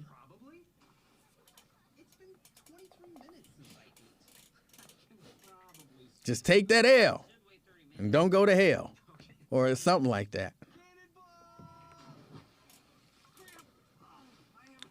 When you see the graphic and you watch FAI's New Year's Eve watch service and you see the graphic, you know where it came from. Well, I guess technically I don't get the credit. I stole it from Raven, who kind of stole it from Glenn and then altered it to rhyme. But I still get the credit for it. Probably okay isn't okay, especially when it comes to drinking and driving. If you're drinking, call a cab, a car. I like that one, Glenn. Okay, Pastor Dunn, new one. And this is 100% me. I came up with this. Devil, we ain't effing with you in 2022. That's got watch night written all over it. And I better not see none of y'all churches using it. Know your Buzz warning signs? Call for a ride when it's time to go home. Buzz driving, there's drunk. That's right, Glenn. I just stole your idea and claim credit for it in the name of Jesus. Go to your favorite app store, search WDPZ, and download the Buzz app today.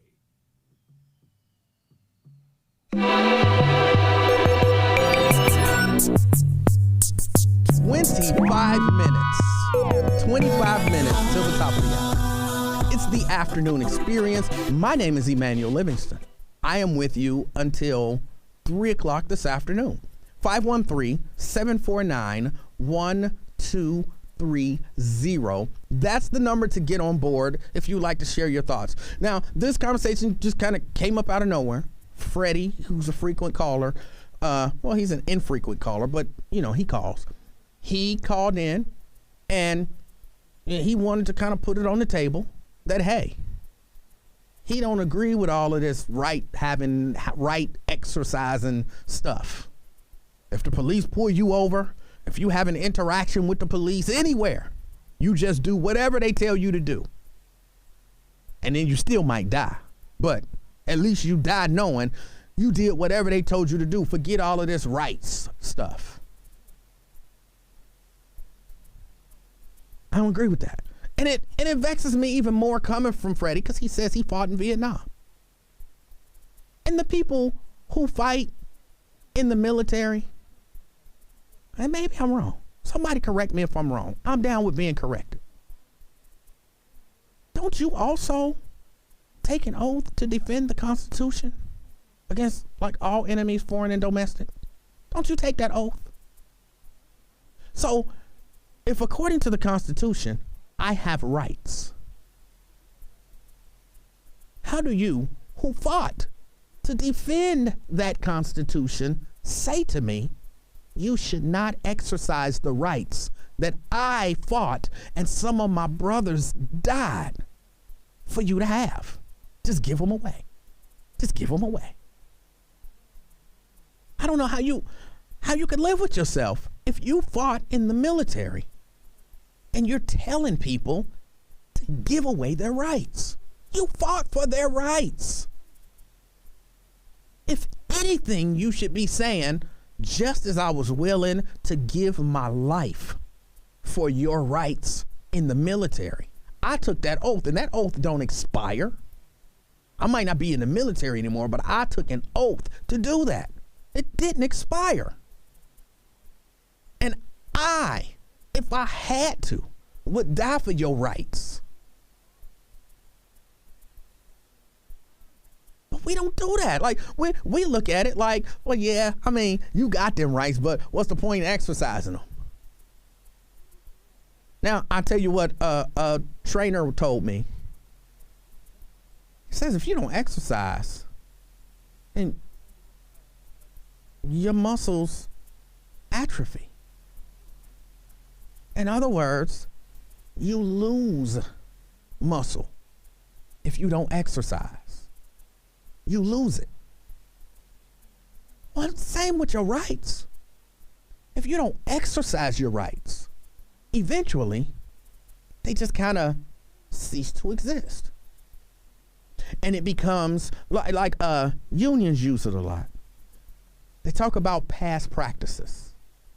Like it might be drawn up plain and clear as day in the contract. I know I moved from rights to contracts, but roll with me today.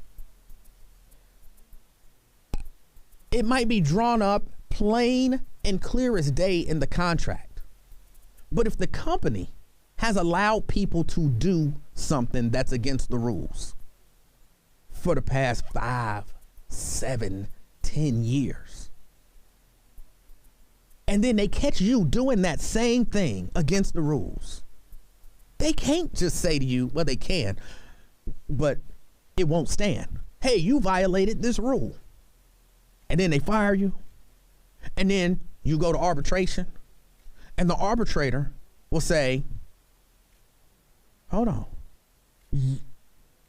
10 years ago, this person violated the same rule and y'all didn't do nothing. And 9 years ago, and then 8 years ago, and then 7 years ago. And then for the past 10 years, this rule has been violated.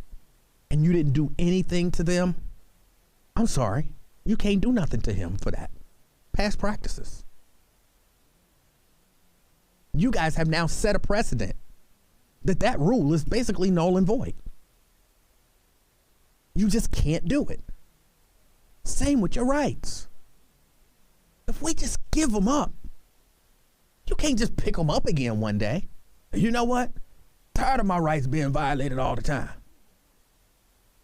Well, you gave them up 15 years ago and told other people to give them up. Called people fools. You know, what you doing out there thinking? Analyzing stuff. Just give them up. Why? Because the police said so. But you fought for these.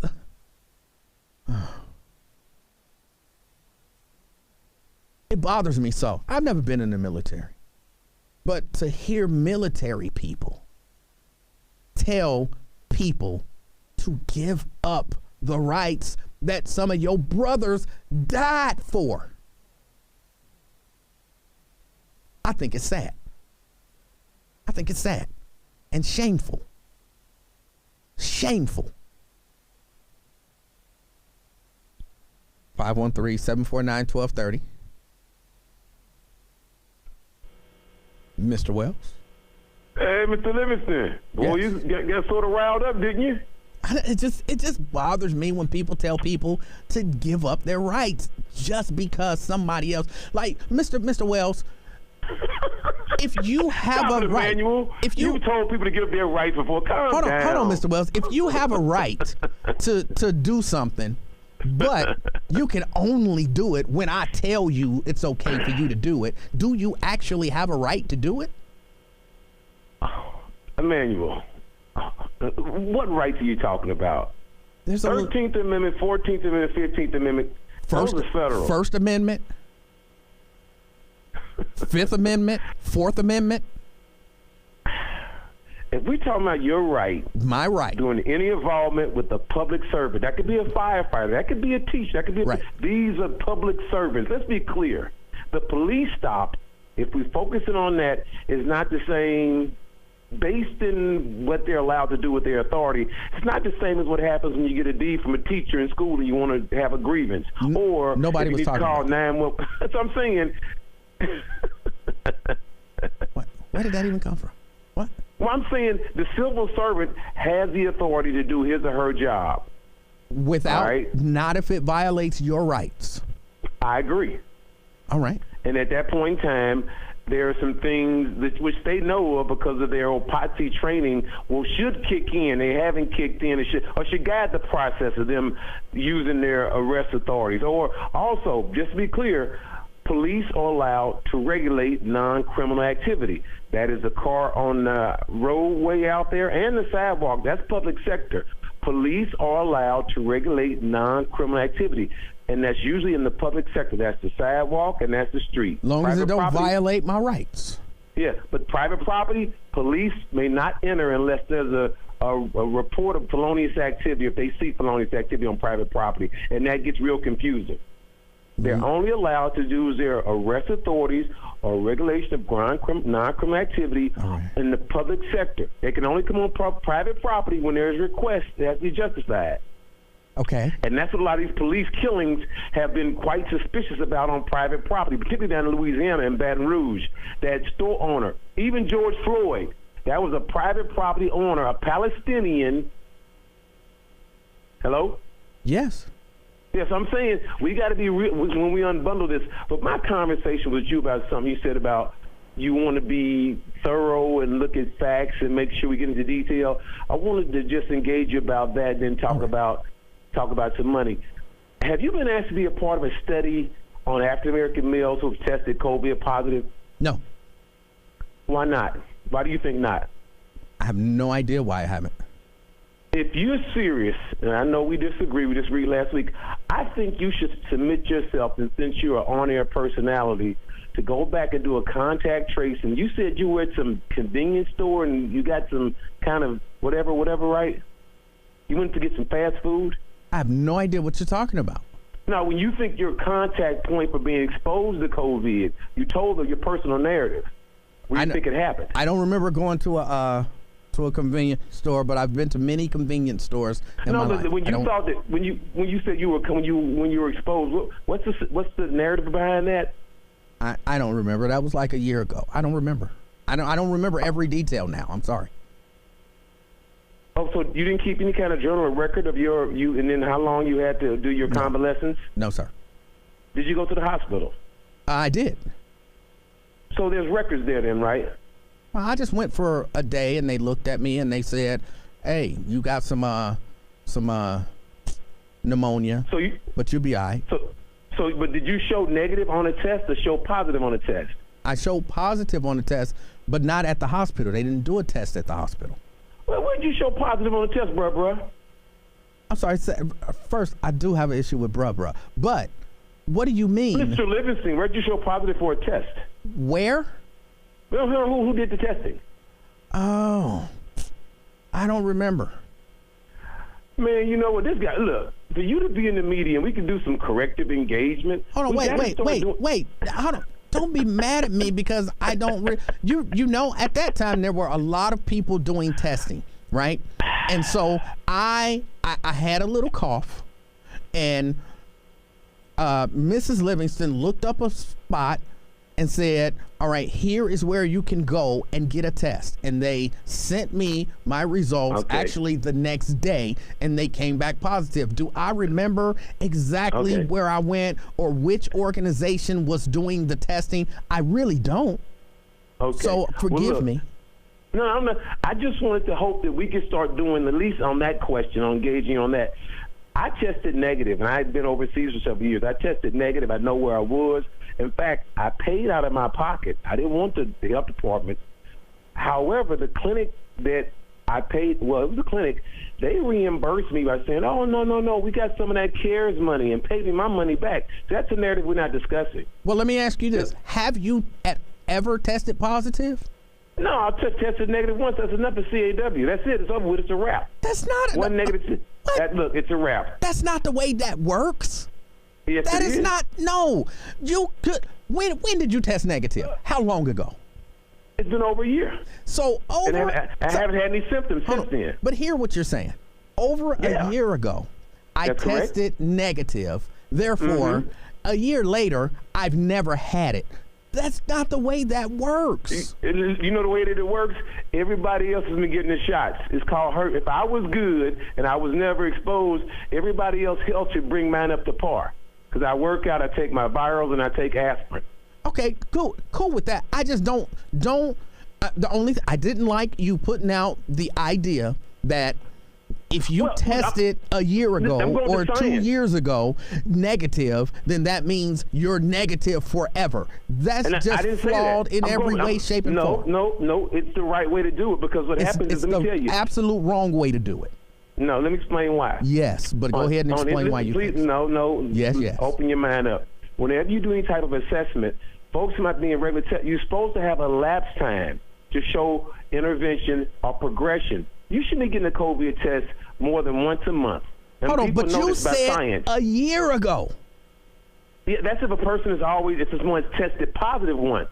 So you tested positive once, you should get tested again. I've never tested positive. You should get tested. Well, I'm not even saying you should get tested, but again, the idea that you tested negative once a year ago means that you've never had it to this date is as flawed and illogical as it can be if you understand the idea that you could have been exposed and been asymptomatic. You could have had it. Yes. Don't stop saying no, because the answer is yes. You could have been exposed and been asymptomatic 6 months ago. That is 100% the way it works. That's propaganda. All right. I'm up on a break. I gotta let you go. Number one, because I'm up on a break. Number two, because you're putting out horrible misinformation, I'm doing it to save you because it's making you sound like a damn fool, and I don't want you to sound like a damn fool. So have a wonderful rest of your day. All right, 513-749-1230. Got to get a break in here. It's the afternoon experience. I'm Emanuel Livingston. I'll be right back. 1230 The Buzz and Walker Funeral Home presents the Black Business Spotlight.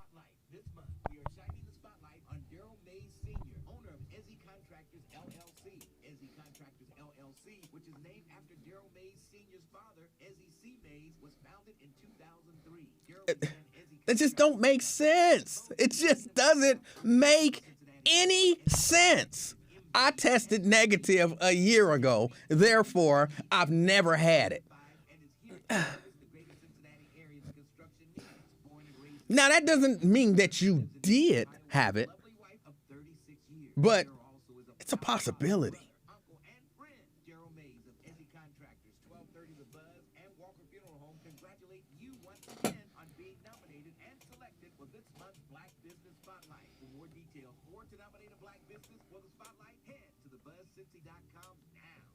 All right. My good friend Genghis is on hold, and I hope he's speaking up today because I didn't like cutting him off yesterday, but I could not understand what he was saying.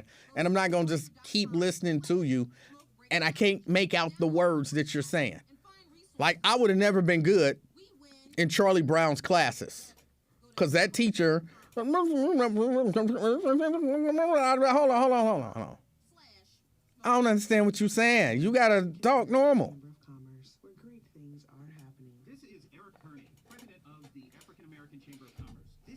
I could have never dated Alice the Goon. Hold on, check. You got to talk in a way that I can understand. I don't even know what you're saying. We can't kick it if I can't understand the words coming out of your mouth. So, yeah, if I Kenny. Hopefully, he's sitting up and speaking clearly, and I can understand it. I don't have to agree with him. But I do kind of need to understand what he's saying. So let's hope I can understand him. Oh, I know a little something about Alice. I'm just saying, man, Alice couldn't have kicked it. William Wallace says, when the Constitution was written, brown-skinned individuals were human chattel. I don't understand what that has to do with the conversation.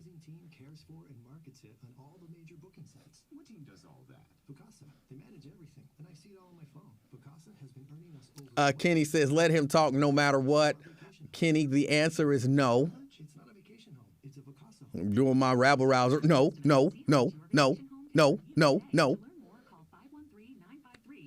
If I can't understand him, I would not just sit here and listen to somebody mumble and I'm not able to understand them. It's just not going to happen. Oh, and Kenny, yesterday, Kenny, you said something like, we could hear, I don't think it was him, it was the other caller who had the headpiece on, and it sounded really echoey, and then he took it off, and you said, well, we couldn't hear the difference. And then you were like, well, maybe if you didn't have them cheap in-ears, you know. I only take offense to that because these ain't cheap even a little bit. You go to Ultimate Ears website and look for their custom modes. And these are the reference model. The Ultimate Ears, hold on, I can't reach too far. I'm sorry, sometimes you spend too much money on something for somebody to say it's cheap. Ultimate Ears. And check out the reference series of their custom molded ones. And I'm not going to tell you how much they are because, that's not being humble. But I can tell you to go look up how much they cost before you say that they're cheap.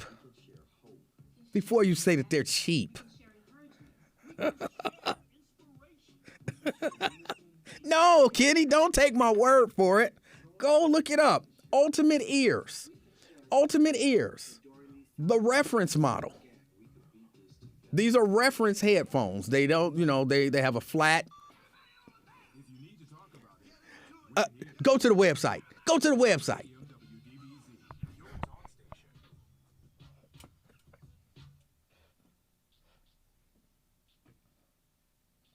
5 minutes till the top of the hour. It's the afternoon experience, and my name is Emanuel Livingston. My title, I haven't said it actually probably in about a week. My title is the King of Talk. I know I don't necessarily have to say it because you can feel it, but it makes me feel good to say it. 513-749-1230. That's the number to get on board. Let me go. I just saw a message on Facebook. And if you didn't know, I'm on Facebook. I'm on YouTube. I'm on Twitter. And I'm on Twitch. I live stream on all of those platforms. And I read comments. And somebody told me, come on, you got those off of a bidding site.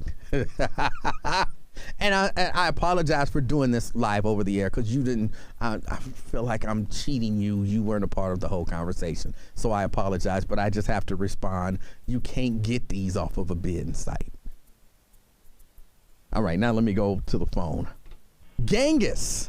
What's up? Hey, how you doing, sir? Is my voice better now? Yes, sir.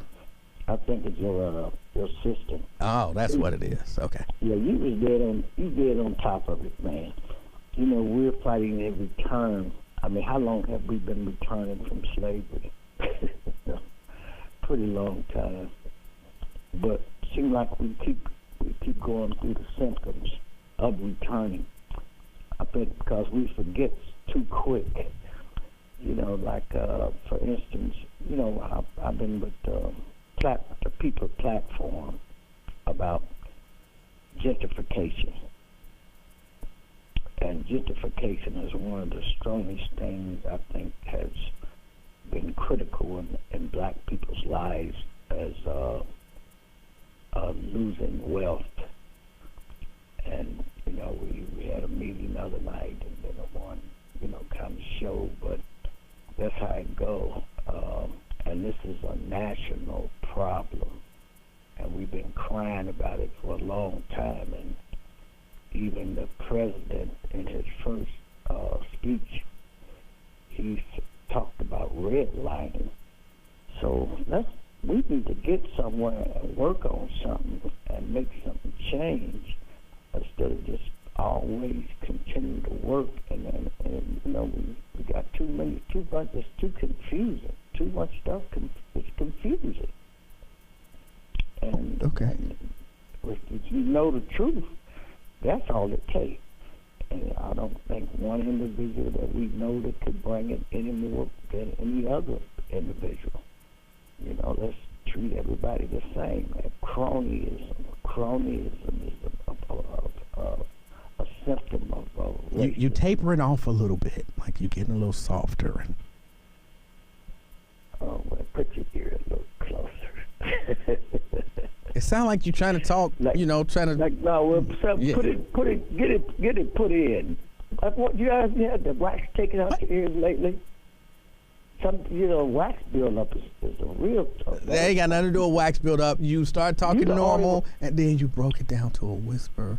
And no, you was talking cool. like this. I'm getting down in my. Like you trying to. You know, I'm not a lady that you're trying to put your holly in. I'm not just talking to you, bro. Now just listen. I'm not talking. Speak up so I can hear you. I said I'm not talking to you then. Just listen. All right. So it's an art to listen. All right. But it's an art to speak. That's what we're going to have to do because we're going to have to follow up on things, man. We keep forgetting, man. They done did a whole lot of stuff, even with Dave Mann and Bill Barnes and Reese, and I mean they done did everything they could to us, man. We need to. I mean, it's time to make a change. Look at this stuff going on now. That's one thing. The building department. They're gonna come up with. What's that? It's out of jurisdiction for the case. But here they didn't caught this guy, and this woman had all these young people. Boy, that's a tight rope that you have to walk right there. That is about them young girls. But anyway, they gonna have to do something about them because that's what they do to us. They cut us short all the time. They already got other stuff in place. Mr. Gangus, how do I get in touch with or People's Platform? Yes, the People's Platform. How do I get in touch with that? Well, they hear you right now. I mean, it's the People's Platform. It's more than just, you know, but what I'm saying is that we have tendency to stop, but it should be a better start because things is getting ready to change. I mean, they really changed. Right, but Mr. Gangus, if somebody's listening right now and they want to find more information on the People's Platform to maybe get plugged into it or, you know, just figure out what it is that the People's Platform is about, how do I get in touch with, is there a website? Is there a phone number? Is there anything? Yeah, it's definitely, so they'll be in touch with you. All right. And then I mean, what you want me to do? Set a date and then tell you a lie or something? I just want you. If there's a website or something, people are aware of it. They seem like people they forget if you don't keep putting things on them. We've been dealing with some people out of Washington. Hold on. Do they have a website? Do they have a website? People's Platform. Yes, you know they got a website. They've been on your show before. I don't know that I've had them on the show. I know it. You never listen. You do a lot of talking. All right. All right. Good show, man. All right. Thank you for your call. All right. 513-749-1230. Let me get a break in here. It's the Afternoon Experience. I'm Emanuel Livingston. I'll be right back. WBBZ, Cincinnati. 1230 The Buzz, your talk station. Welcome, everybody, and thanks for tuning in. I'm your host, Smokey Colbert, filling in for Smokey on his birthday. Because after 75 years of... Only you can prevent wildfires. Turns out there's much more to say. Just look at the news. Nearly 90% of wildfires are caused by us humans being careless. And I'm not just talking about obvious things like campfires. All right, Vanessa, is Genghis a part of the organization to your knowledge? About dumping your used barbecue coals willy-nilly or parking your car on tall, dry grass, that can lead to... Ooh, guess the song was wrong. We did start the fire. But listen, being a South Carolinian, I respect Mother Nature and her trees. Whether coniferous... It did, Dana. For a minute, it did sound like he was trying to, like he started out like, can you hear me now? And I'm like, yeah, okay, I can hear you. And all right. And yeah, and if we can just figure out how to get this done, then, it'd be all right. And we can. And I'm like, I can't hear you, bro. You trailing off. Okay.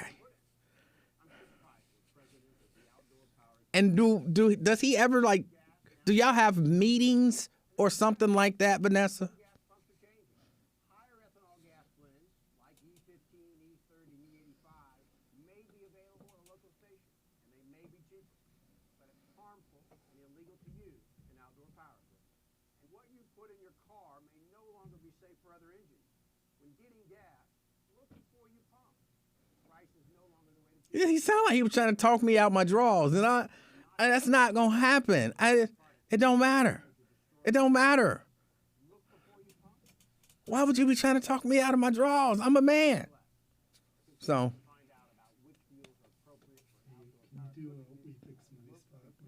Absolutely. Wake up with us every morning from 6 to 10. Yeah, right here in the 513 to us for our morning show on 1230 The Buzz of Cincinnati.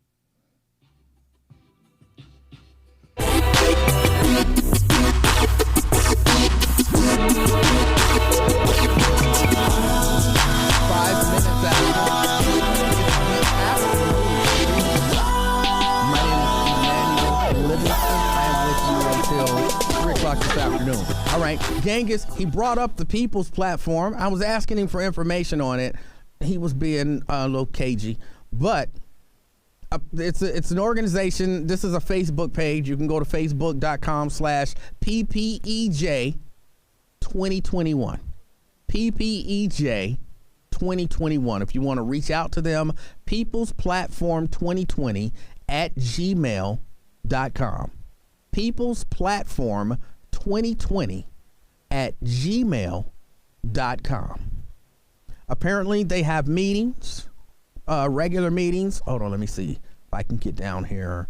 They have, where is it? Vanessa was on here. They meet monthly and on Zoom. So if you want to get in touch with them, see what they're about, you can go to Facebook and look for People's Platform for, hold on, let me see if I click on it, for Equality and Justice. People's Platform for Equality and Justice. All right? So there you go. There's that. I didn't think I was asking for too much. I'm just trying to get information to pass on to you guys. 513-749-1230. That's the number to get on board. Brandy. Hi. Hello? Speaker. Yeah, hello? Yes. Okay, I just had to take you off speaker. So yesterday, I didn't get a chance to call in when Shelly called in. All right. About her son not going to school because he can't wear a mask. Is that right? Yes. Okay, it's her whole statement was just mind blowing. But so my kids do not go to a regular school; they go to a charter school. So it's kind of hard to believe that Shelly just took her son out of school just because he can't wear a mask. Well, she says they won't let him go to school because he can't wear a mask. Well, my kids go to a school right there in Roseline, well, Bond Hill, Roseline area, and there's like maybe 60 kids in the whole school. It's for kids with autism, kids on the spectrum, you know, kids that can't function in large settings, and they don't wear a mask. So it sounds like the only disability that her son has is having Shelly as a mom. Because there's no way that I will let my kids not go to school if she's so smart. Well, again, yesterday, if you didn't hear yesterday, Shelly's again one of our callers who calls semi-regularly. She speaks on issues with CPS, she says, and she says that she has a son who has some sort of disability. And she always complains that CPS doesn't meet his needs in terms of education. Yesterday she called in and she said that this son, according to her, is 15. And she said that her son has not been able to go to school because he can't wear a mask. And I was trying to understand, what are you doing for his education? Like, he still has to be educated. And she just didn't have an answer. And it frustrated a lot of people. Yeah, so I really do not like it. You know, I didn't know he was 15, but she also said that it doesn't matter if he goes to school or not because she doesn't think that he's going to go to college. Yes. Not everyone is going to go to college. You know, some of these kids are going to join the military. Some are going to have a trade school. You know, that's horrible to say that about your child. And then you guys talked about the 9th grade testing or the school testing. Yes. About, you said 38.5%. That's all you need. Someone, an educator, was sending me information saying that the cutoff to be considered proficient is 38%. You have to get basically a 38 on the proficiency portion in order to be considered proficient. Okay, so I'm just me and my personal experience think like those tests should not be a determination of if you should be able to graduate high school. And I say this because like my husband, he was on honor roll all throughout high school. You know, the last 2 years he went to Diamond Oaks. So he just didn't pass the math part of the test, so they wouldn't let him graduate. So he wound up getting his GED. But you know, some people just are not good test takers at all. Well, I mean, if he can't get a 38, then that means he's not proficient at math. So shouldn't there be? I just don't think they're taking like. You know, I'm not going to make an excuse saying, like, test anxiety is, like, something that kids need to get over, but I just don't think that should be a determining factor. Like, if you can pass, like, your actual classes, you know, they're saying that doesn't matter. It's just because you just need to pass this one test. Well, here's what I understand. I kind of want to ask a question or two, but there are people who can squeeze through. Like they're good teachers. They might not be proficient. They might not pass tests, but teachers will keep passing them because they like them, or they're athletes, or you know, something like. And there are people who, as they say, fall through the cracks. And this test, at least from my perspective, would be a way to determine, is this someone who's actually proficient, or is this someone who fell through the cracks? Because if you're saying there's no test, then what the heck? How do we know anyone is actually proficient at anything if we don't have a way to determine whether or not they know what they like? If he couldn't get a 38 on the proficiency, how did he pass his tests in class if he has such horrible test anxiety? I don't know. Like, right. He went to Diamond Oaks for like auto mechanics. So like I went to Coleraine, took regular classes, and even like for me, I have a twin sister, so she did most of my homework. So like it was hard for me because I just didn't do the work. But for the kids who just have that type of anxiety, and if they're getting good grades in their everyday classes, that should hold some weight. So like, for example, my daughter, when she was in 4th grade, the school was just going to pass her because she had an IEP. All right. I said no, like she's not ready. Okay. So it was my choice to hold her back. Right. So I do see like how, to try to move kids along, but as a parent, you would know like if your kid has a grasp of what they're learning. If you're a parent who's involved and who's paying attention, then you might know. But just like you said, your daughter, they were trying to move her from the 4th, presumably to the 5th grade, even though you as a parent knew that she wasn't proficient. That might have been your husband from the 4th grade on through school. And they like, just keep moving him. He fine. Just keep moving him. Like he's good with his hands, so he'll be fine. But you have to, at some point, they're like, all right, it's time to graduate. Now let's see if you can do 9th grade math. And he's like, and they're like, well, I'm sorry, dude, you can't, we have to be able to know some way, right? No, I get that. I mean, I also heard like the GED test is harder to take than, actually what you have to do in high school. I don't know. I never had to take, the GED test. I just know that if a child's on, honor roll and they're getting like good grades, that should account for something, not basing your whole academic career on one test. That's my issue. All right. Was he Shelly needs, I'm sorry? Was he on, your husband, was he on the honor roll, like he got great grades in math? Yeah. And so he could actually do math? Yeah.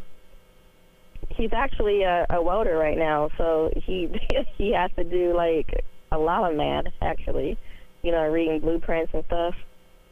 All right. I'm just asking. I get people have test anxiety, but hey, he passed the GED test and he out there making that money, so. Yeah, so like if Shelly is listening, like I found my kid's school through Children's Hospital. I don't understand. Like I just don't understand why she keeps making excuses for why she doesn't have what she needs, or it's always someone else's fault why things are the way they are. All right. But yeah, that is just crazy to me. All right. Hey, I appreciate your call. Hold on, wait. Thanks, I do want to ask you one more question. You said your husband went to Diamond Oaks for auto mechanics, but he didn't stick with it? No, he's a grease monkey. He likes older cars, so he just likes to work on his own stuff. All right, but he works in another field for his income. Yeah, he went to college for welding, so he's just a welder. Okay. All right. Hey, I appreciate the call. Okay, Emanuel. Thank you. All right, that was Brandy. Well, good luck to Brandy and the family. And, they making it. What more could you ask for, I guess? It's the afternoon experience. I'm Emanuel Livingston. Got to get a break. I'll be right back. All the news and information you need is just a click away at thebuzzcincy.com. Just go to thebuzzcincy.com to get the latest on world events. I'm still just a little, about the husband.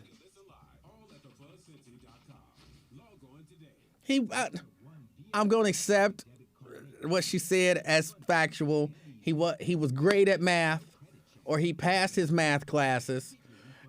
He went to Diamond Oaks for auto mechanics. He decided to get his GED because he couldn't pass the math portion of the proficiency test. And now he does welding. Even though I'm not a welder, but I don't know, and I'm saying I don't know, so some welder out there going to be mad, flipping their little mask up, talking about, you don't know what you're talking about, Emanuel. Don't be mad at me. I'm saying I don't know, okay? Oh, how much math do you have to do to weld?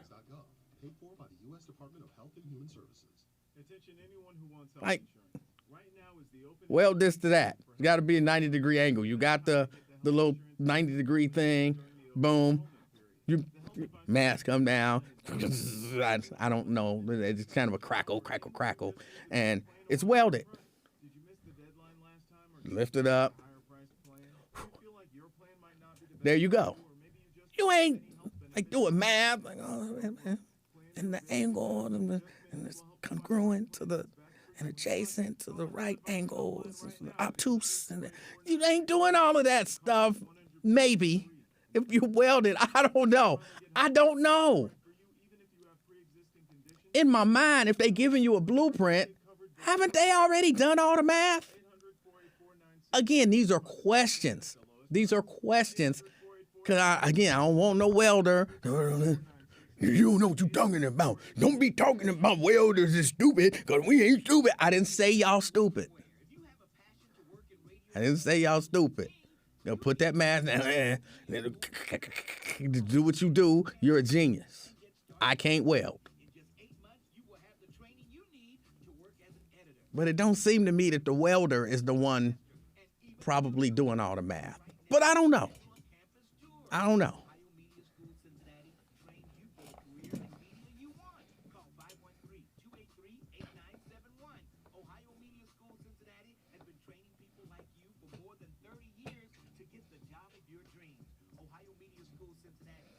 About all the welders mad at me. I'm not taking shots at welders. Some of my best friends are welders. I can't say that I've ever had any of them over my house for dinner. I'm not anti-welder. Pharaoh is a welder. He got a welding degree or certificate or whatever.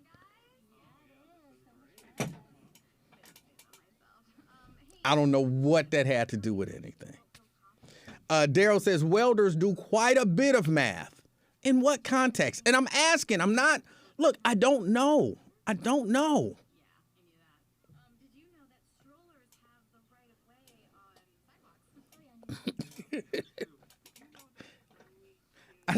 I'm asking in what context are welders doing math? And she was like, he looks at blueprints, so he does math all the time. And I'm like, and maybe I don't look at blueprints, but ain't the math already done when you got, like, didn't the engineers, before they drew up the blueprints, didn't they have to do the math? Like, you getting a blueprint for the building and you got to figure stuff out? Shouldn't that already be figured out? We're relying on welders to figure it out. They'll challenge your authority. Brent says, okay, measuring. Is that really doing math? I mean, and it's beginning to sound like I'm taking shots at welders. I'm not. I promise I'm not. I'm just trying to understand.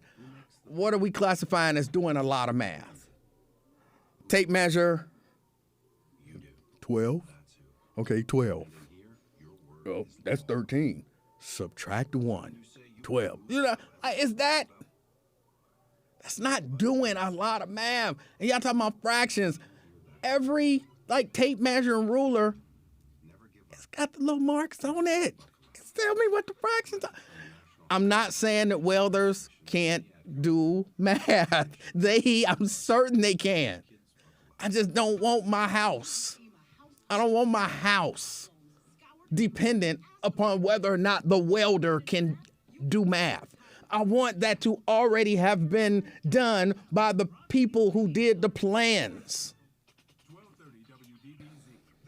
But again, I don't know. I'm just asking. Nobody's answering the questions.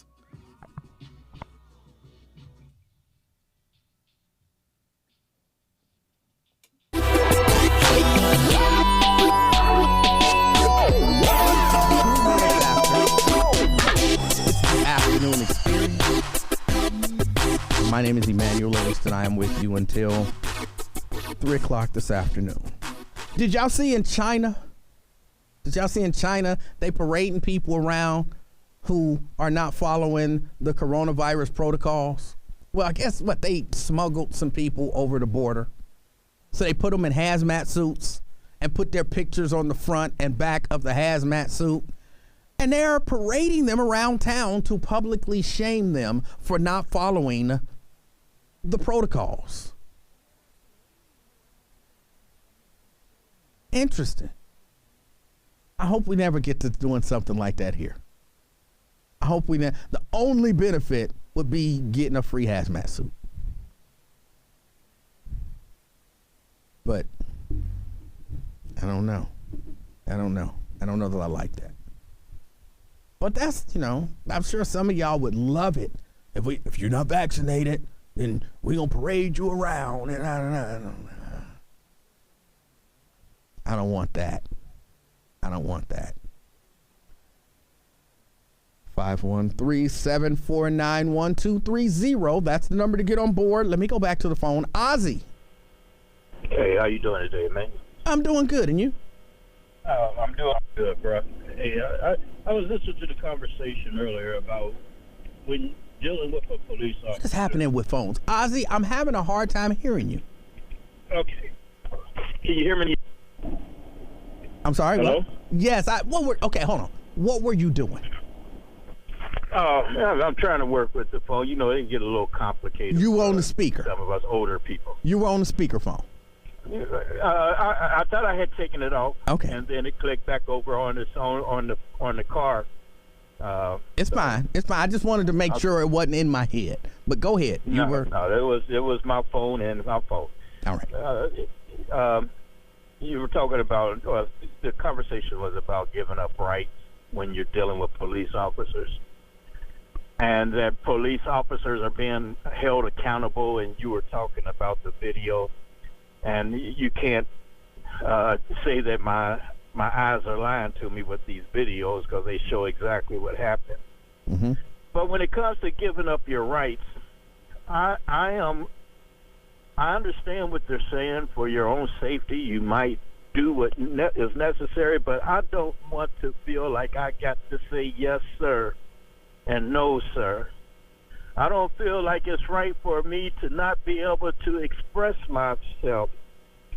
And the reason why is because of videos, of images that we see of white officers being so polite and so kind and merciful to other white people who are cussing them out, who are resisting, I saw a white lady tell a white police officer, "I'll kill you."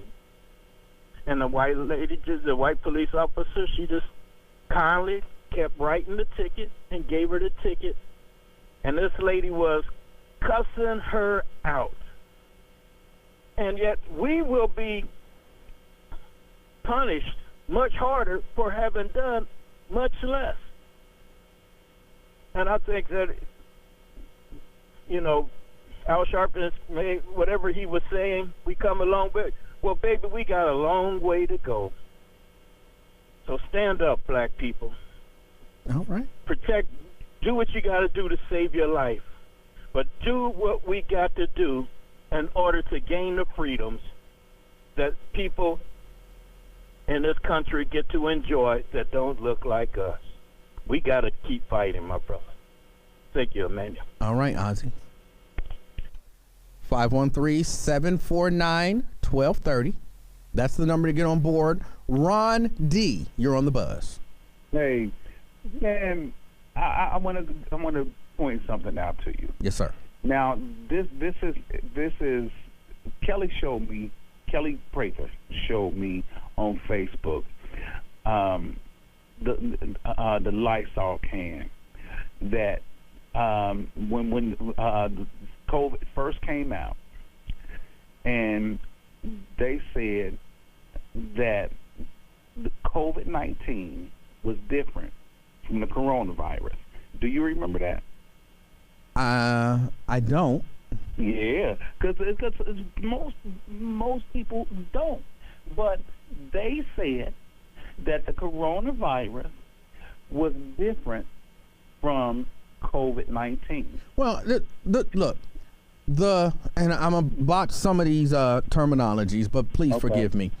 There is the SARS CoV whatever virus is a virus that has been around for a long time, which is why they call it COVID-19, because this is I'm gonna call it the strain or whatever that appeared or we began to see in 2019, which is different than some of the other coronavirus. I mean, technically, when you get the common cold, they tell me that is a coronavirus.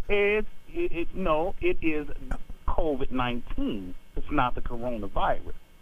The coronavirus, they said, that the news stations, all that stuff, said that the coronavirus was different from COVID-19. It is, because it's a different... No, just hear me out. Okay. Hear me out. So, if COVID-19, now they don't say coronavirus. They don't say that no more. They say COVID-19.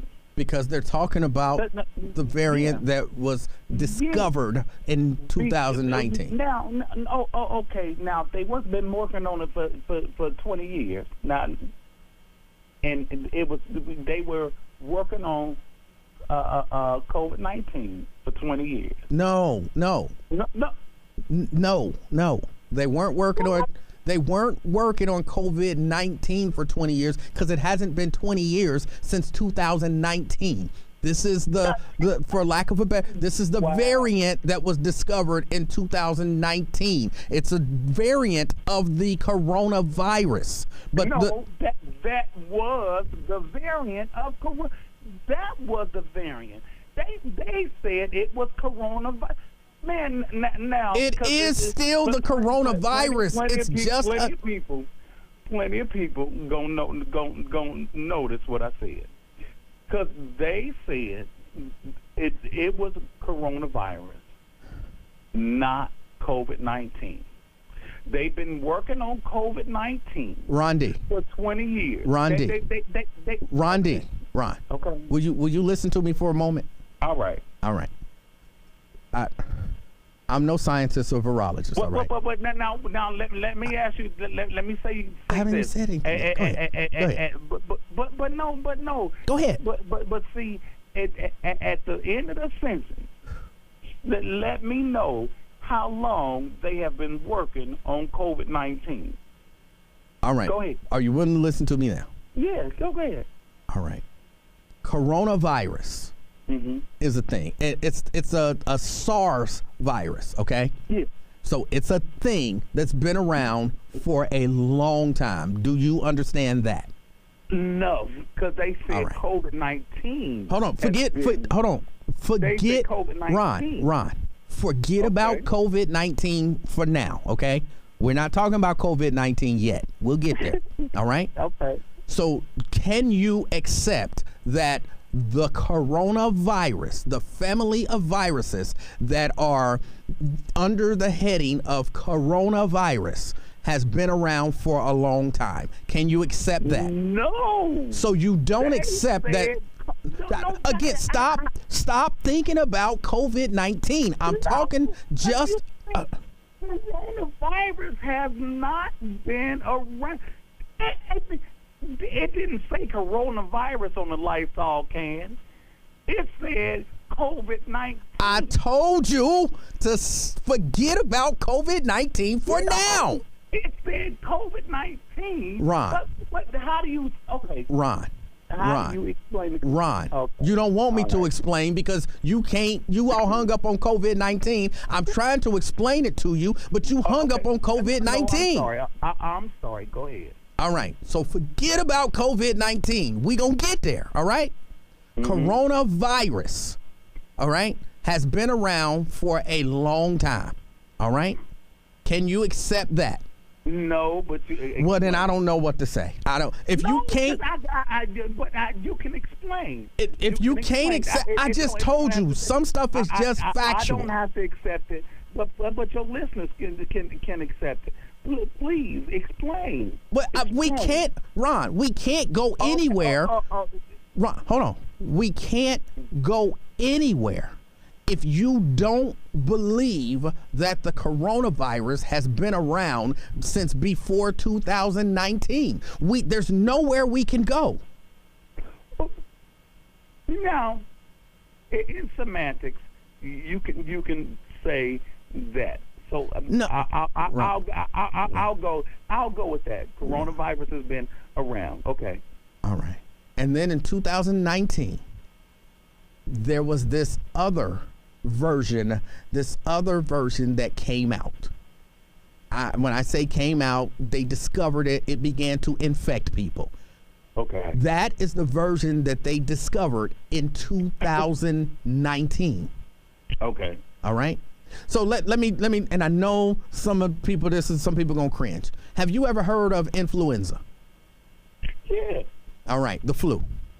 The flu. Yeah. All right, you know that's the flu. Right. Ron, just walk with me for a second. You know that like every year there's a new strain of the flu? They say that, yeah. Do you accept that as true? Okay. No, man, now, wait a minute. Now, you expected me to accept that as truth. All right. And then based upon Ron. if I accept that as truth, then you don't want to speak your truth. I don't have to accept that as my truth. All right. So let's do this, Ron. You don't accept facts as facts, and you believe what you want to believe. Yeah, I can't explain science, what right? you won't accept. Yeah, so you believe So in science, right? so I appreciate your call. But All right, gotta run. I'm late for a break. It's the afternoon experience. My name is Emanuel Livingston. I'll be right back. It's like deja vu all over again. All over again. 12:30 The Buzz is giving you your favorite talk. Not once, but twice. Monday through Friday, it's the League and Ware Show at 10 a.m. Followed by the afternoon experience with Emanuel. This man, if you want to understand something, I don't even really know what he was trying to understand, but if you can't accept that the coronavirus has been around, then me explaining anything else about it, you gonna reject. So why keep going? Then that's why I wanted to take it to the flu. Like, you know that there are different strains of the flu. Can you accept that? Like, no. Then what are we talking about? You're not gonna accept anything as fact. Then you just one of those people, and I'm not against you. You just believe whatever you want to believe. Whatever you want to believe, you believe it. And I'm not mad at you, but I'm not going to sit here and keep trying to explain stuff to you when you won't accept anything as a fact.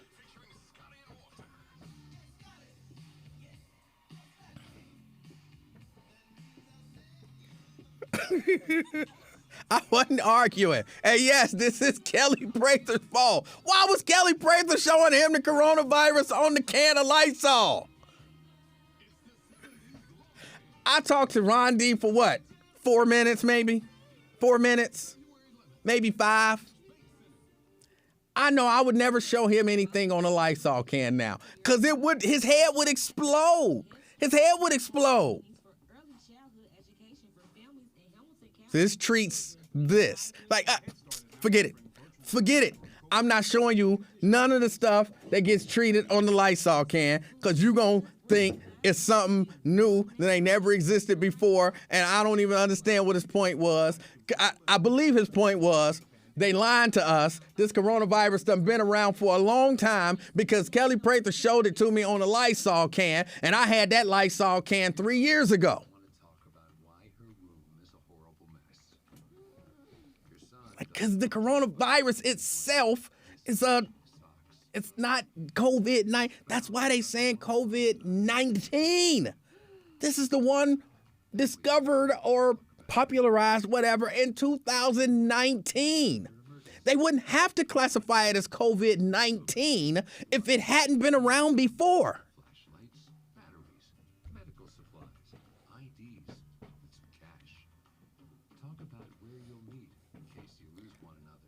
Oh, there will say some people have a rough time with facts.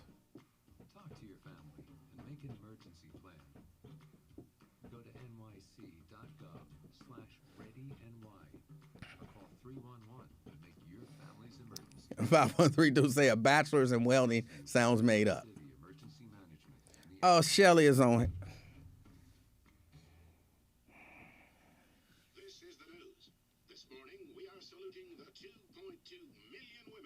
Yeah, don't nobody show Ron D a bottle of bleach, Tria.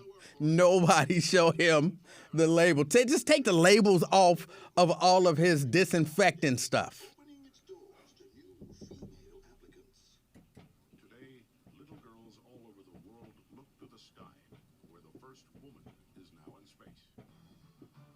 Military stereotypes challenged today with the trailblazing promotion of a U.S. female officer to 4-star general. It was just announced. And what you say, Raven, she's putting her disabled son on? If she put her disabled son on the phone, I'm going to have to hang up on the little disabled child. I don't want to talk to nobody's disabled son. What the? Because then everybody going to be, you was mean. You was mean. No time to check if your child's in the right car seat. Don't think you know. No, you know. Because then I'm going to have to ask him, like, all right, what is your disability? What is your mama teaching you? I don't want to talk to nobody disabled son. Oh.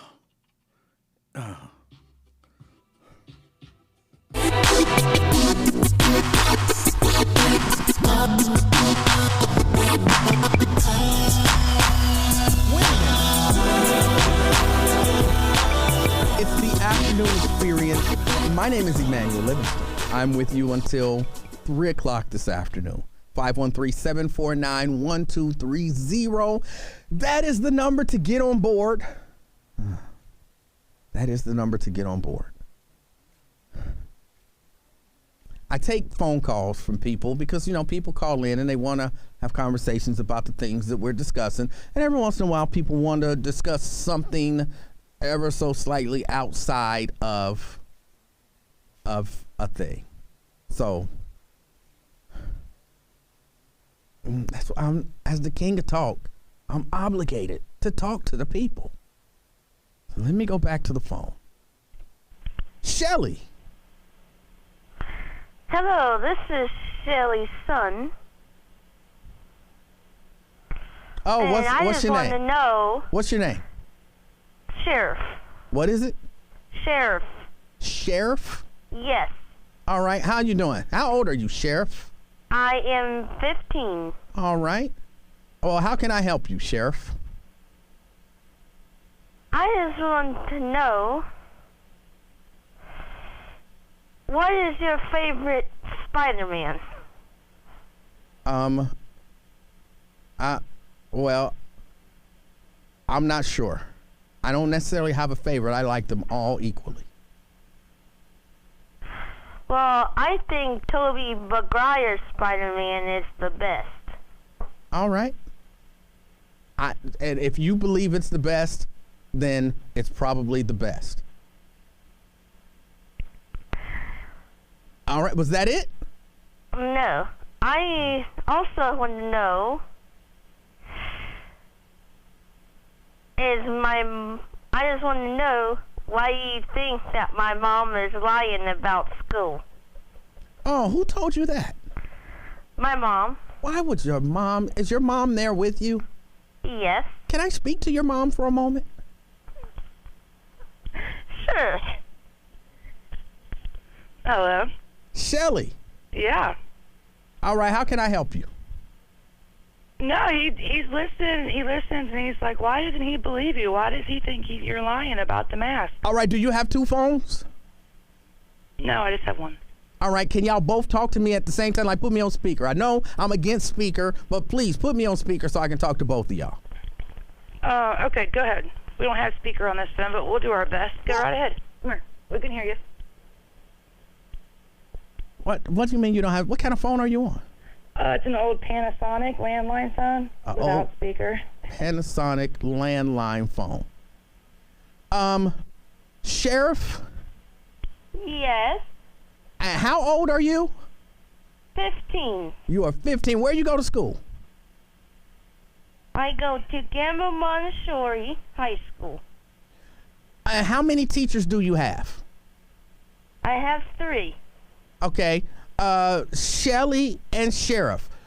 I want Sheriff, if you can say the name of one of your teachers at the same time while Shelly is saying the name of one of the other teachers, that would be wonderful. Almost like singing together, but instead we're going to talk together. So on the count of 3, I should hear 2 different voices saying 2 different names. All right? One teacher and the other teacher. So for a second, talk amongst yourselves and figure out who's going to say which name of which teacher, okay? So yeah, go ahead and figure that out. And Shelly, you let me know when y'all figured out who going to say what name. You tell me when y'all agree.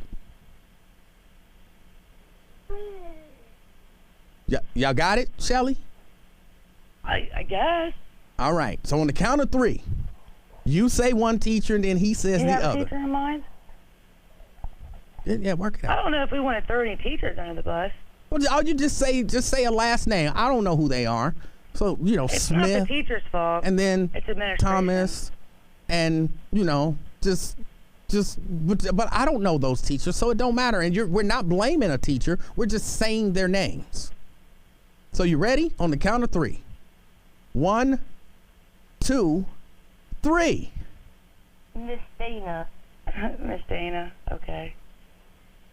All right. And now you're going to say a different one at the same time that he says one. You ready? 1, 2, 3. Me? Both at the same time. You ready? Oh my gosh, there's so many people I can't think of one. Well, just say anybody. He gonna say Miss Dana. You just say anybody. You say Ted. Ready? Ted. 1, 2, 3. What? He's laughing. What?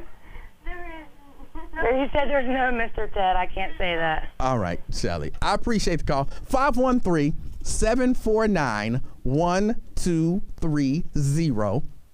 That's the number to get on board. I don't really know 100% what that was, but hey, I appreciate the call. Let me get a break in here. It's the afternoon experience. I'm Emanuel Livingston. I'll be right back. Urban One Honors returns to TV One. Urban One Honors! Sunday, January 17th, and it's all.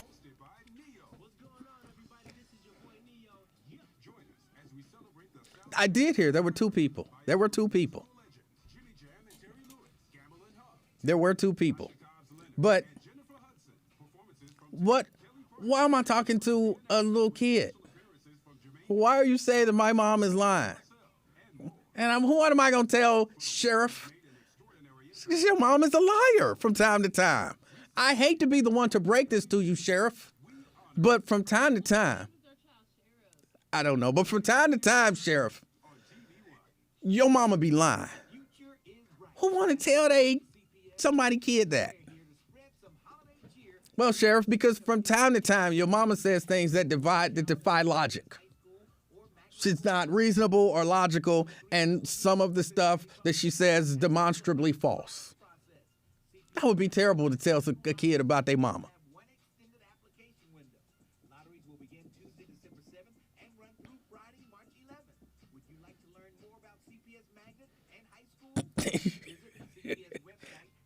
Look, I'm not going to bash a kid, y'all. I'm not going to bash a kid. Emanuel love the kids. I think it was. I think it. Raven does not believe that was, but I believe it. I heard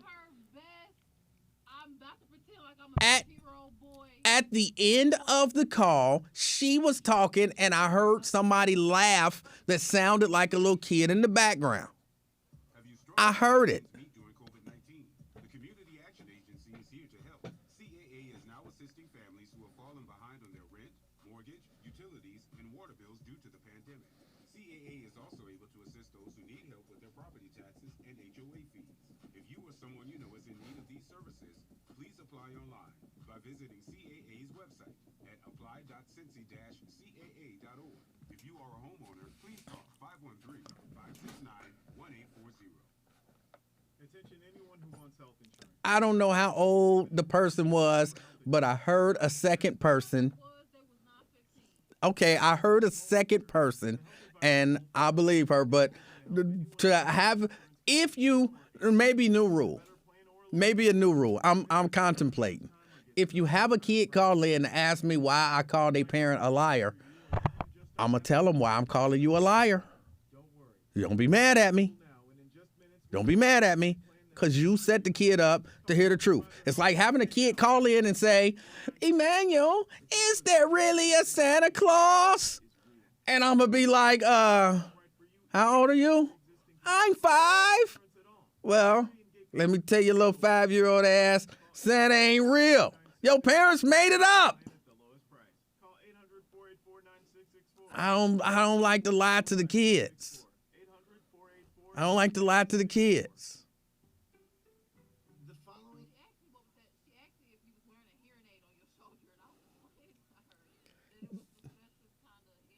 These are in-ear monitors. Huh?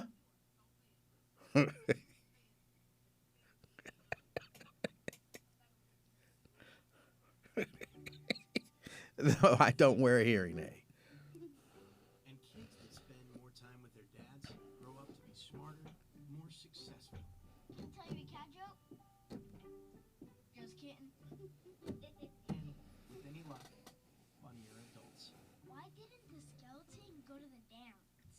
Because I have never told that little baby anything about Santa Claus, ever. Not one time. Because I'm not going to lie to that little baby. To make a moment and give your kid a laugh. It's as easy as going to fatherhood.gov. Brought to you by the U.S. Department of Health and Human Services and the Ad Council. That's really funny. In this one small world we share together, There are lots of good things we can see. People won't, but yeah, why do people want to make me be mean? Let me be wonderful and kind and nice. Don't put me in a position where I have to be mean. We can share truth. So during these times, we can't forget. We could beat this together. Because together, we are one. Emanuel love the kids. WDBZ 1230 WDBZ The Buzz, Cincinnati, your talk station.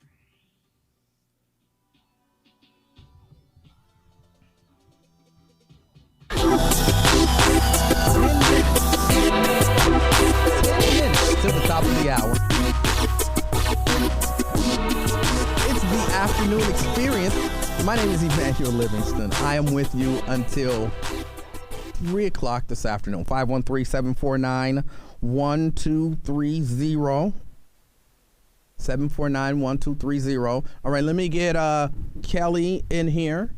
And I got one or two other things that I want to talk to you about. Kelly, you're on the bus. Hey, Emanuel Livingston. This is Kelly Prather. How are you? I'm fantastic. And you? I'm blessed and highly favored. But, Emanuel, I didn't hear, I kind of stepped away from the Facebook feed, and I didn't hear what was going on. But Doc Foster said he believed me and not you. I don't know what that was about. And then one of my other friends, Terry Coleman, said something, she mentioned my name, too. So I don't know if there was mention of my name. But there was. There was? Yes. What was that? Ron D called in and he said that at some point you showed him a Lysol bottle and it said something about COVID-19 and it basically fed his doubts, apparently, about even possibly the existence of COVID-19 itself, because it said coronavirus, and he believes something. Now, I wasn't 100% clear on what he believes, but whatever he believes, he doesn't believe that coronavirus and COVID-19 can coexist in the same universe, and apparently it's 100% your fault. Oh, absolutely, positively not. I did show him the bottle where it said that Lysol disinfects areas where the coronavirus were exposed to, but the coronavirus and COVID totally exist in this current day and age. As a matter of fact, I think the Ohio Department of Health said that we have the most cases. As of yesterday, we had 20,320 cases reported in one day. So we hit a record high. So I did show Ron D that Lysol bottle. I had to think back, but I did show him that Lysol bottle where it said that the coronavirus actually existed. So he may be confused. He may have thought that what possessed you to show him that? Just curious. I did a talk show. I used to do a talk show. All right. And he was he was in the studio, and we were spraying and disinfecting, and I said that the coronavirus has existed for a while. So the coronavirus is not new. Right. It's not new. I mean, I think that COVID-19 was a new strand of the coronavirus, but I even called and told Lincoln prior to COVID-19, prior to us going into quarantine, I think March 13th of 2020, that I had a patient who had the coronavirus, a patient who was in home health. So yeah, that's what possessed me to tell or to even have that discussion with him. All right. Well, can you do me a favor? Sure. And it's a question. Of course, at the end of this, you can say, no, I'm not willing to do that. Do you have contact information for Rondi? I may be able to get in contact with him. If nothing else, probably on Facebook. All right. If you can get in contact with him, and just because apparently your showing him this was the thing that sparked him apparently to believe that coronavirus and COVID-19 cannot exist in the same universe. If you can, reach out to him.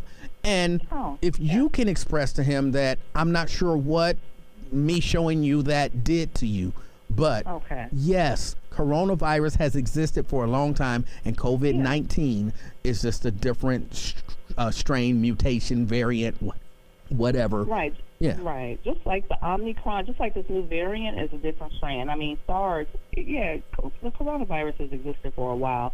Like you just said, there's a different strand. But real quick, can I just say this? Yes. I don't know what happened with Shelly either, but people are going in on her on Facebook. I hear that she has a disabled child. And I'm an occupational therapist, and I work with special needs children in the school system. And so I know that you wanted she and her son to call out the teachers' names at the same time. That's like a violation of HIPAA. So, I that is in no way, shape, or form a violation of HIPAA. It is. It is not. There's a form of HIPAA in the school system. It is in no way, shape, or form a violation of HIPAA. Because you're telling the students' teachers, and so he could be targeted. But I'm not saying that it is. I'm going to send you the information. It's not. Emanuel Livingston, I'm not fighting with you on this. I think you might not understand HIPAA. No, I understand privacy rights of students. And they hold on, but just so that you understand, I can ask you right now to tell me about your last pap smear. That's not a violation of HIPAA. You could say, no, I'm not going to tell you that, or you could give me the information. And neither way did I violate HIPAA by asking you the question. You didn't violate HIPAA by asking me the question, but if you give out information, if I give out volunteer information, then I'm willingly disclosing the information. Right. So you asking her on the air, she may not understand that she's violating the privacy of her child by volunteering the information. That's what I'm saying. There's a privacy issue there. Okay, but that's not what you said. You said it was a violation of HIPAA, and that was my whole point, is that it is not. Yeah, there's a form of HIPAA in the education system as it relates to special needs students. And so the mother was violating HIPAA by giving the teachers information. So you didn't do it, but I'm saying there's privacy issues for students with healthcare special needs in the school food care system. So I felt bad for sheriffs, and they are cheering Shelley up. So I don't know. My prayer is that these shows get a little more sensitive, because people, you know, I'm just sensitive right now. It's the holidays, and you know I'm all emotional and stuff. So Well, I'm gonna reach out to Ron. Yeah, call Ron D. Reach out to Ron D. We might kill two birds with one stone. You might be able to convince him that coronavirus and COVID-19 can exist in the same universe, and then he might be able to do something about you feeling sensitive and lonely. Right? So, I ain't feeling lonely. I said sensitive. I ain't say lonely. You never know. I got love. Bye. 513-749-1230. That is the number to get on board. And let me see. I only got like a minute or so. Did y'all see the video? Not the video. The husband. I can't remember it. It's some celebrity. Older man married to Catherine McPhee. And he posted a picture of his wife post-pregnancy, and you know how her stomach is all flat and all of that kind of stuff. And people got mad at him. How dare you post that? She's not a trophy. You are creating undue, unreasonable expectations on women and blah, blah, blah. And I'm like, leave that man alone. Why can't he be happy that his wife looked like he wanted her to look? He got to feel guilty because he took a picture of what he believed to be his sexy wife and her bounce back. If that makes you feel pressure to do something that you believe unreasonable for your body, then you the problem, not that man. Men, you got a right to think your wife is beautiful. You got a right, if your wife is cool with it, and depending on y'all situation, if she ain't, you got a right to post a picture of your wife and say, this woman is sexy. After giving birth to my children, I still find her to be absolutely like, why do? But they mad at him. And they're mad because of this whole because there's radicalization of every movement, of every thought, of every feeling that people have, and so in the grand scheme of this whole body positivity thing, they definitely don't like it when you celebrate certain bodies over others, because it feels like reinforcing beauty standards or European beauty standards or age-old beauty standards. But like, it's a man who's talking about his wife who just had his kids. Like, let that man live. And if he thinks she's sexy, bruh, flaunt that. All right, Raven, as always, thank you for everything that you do and holding it down on the Lincoln Ware Show. Everybody who called, everybody who listened, I appreciate you. Al Sharpton is up next. We will be here and live tomorrow. I'm out. Peace. 12:30 a.m. WDBC Cincinnati.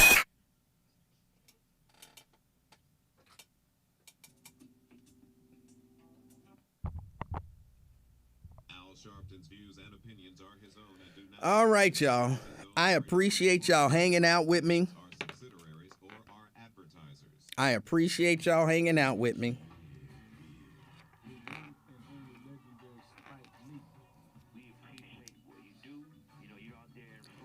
Oh, boy.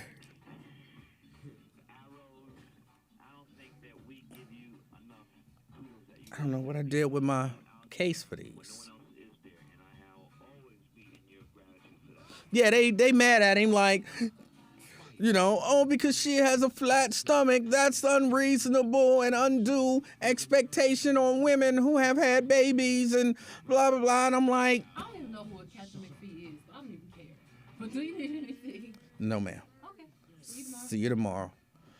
Well, yeah, I'm like, man, apparently it wasn't unreasonable expectation for her because she did it. And he liked it. And she down with it. So, yeah. I don't have a problem with it. But yes, I will not be bashing Shelly or Sheriff. I'm pretty sure that's what he said, Sheriff.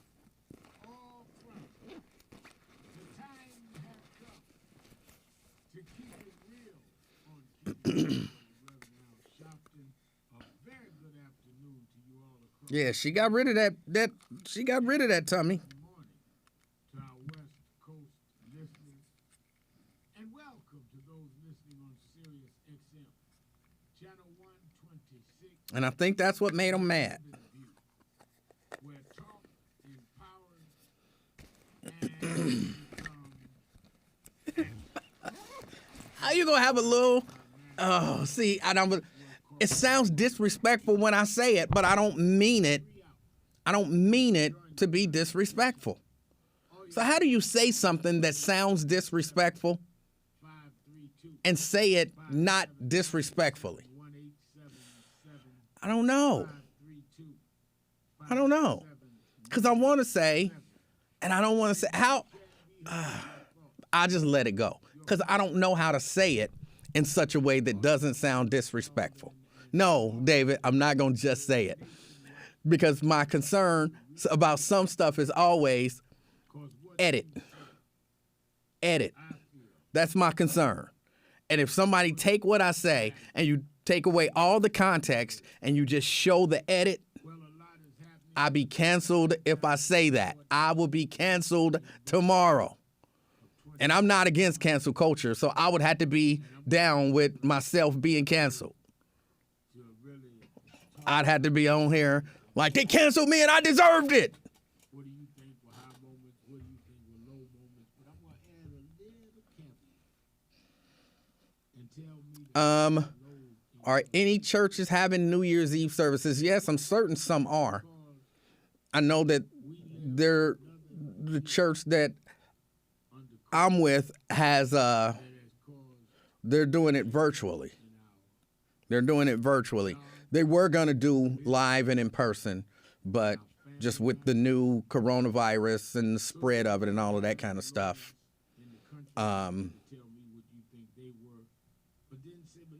they canceled it in person and they're doing it virtually.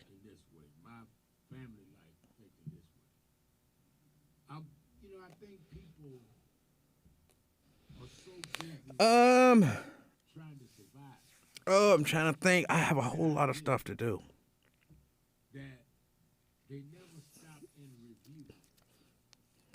I am not talking about sheriff,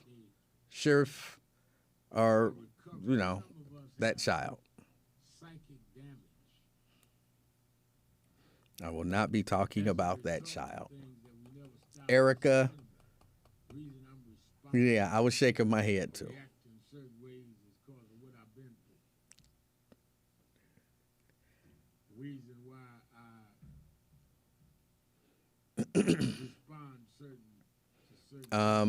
Post the service link. Maybe what I'll do, because I can do it, I'm actually going to live stream the service on my page on New Year's Eve.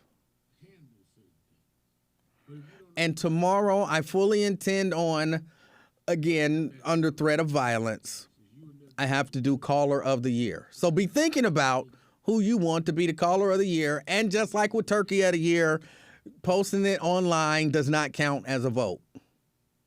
No absentee ballots. You have to make that call to vote for Caller of the Year.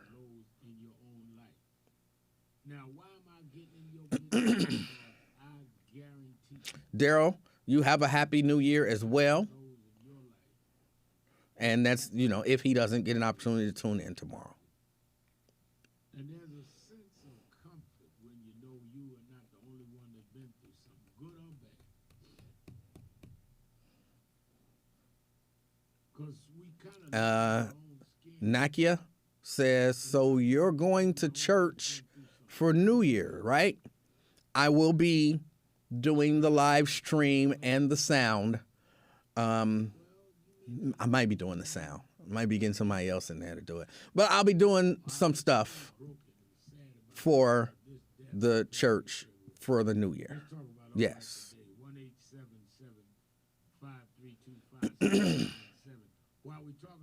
Turkey of the Year was Lawrence.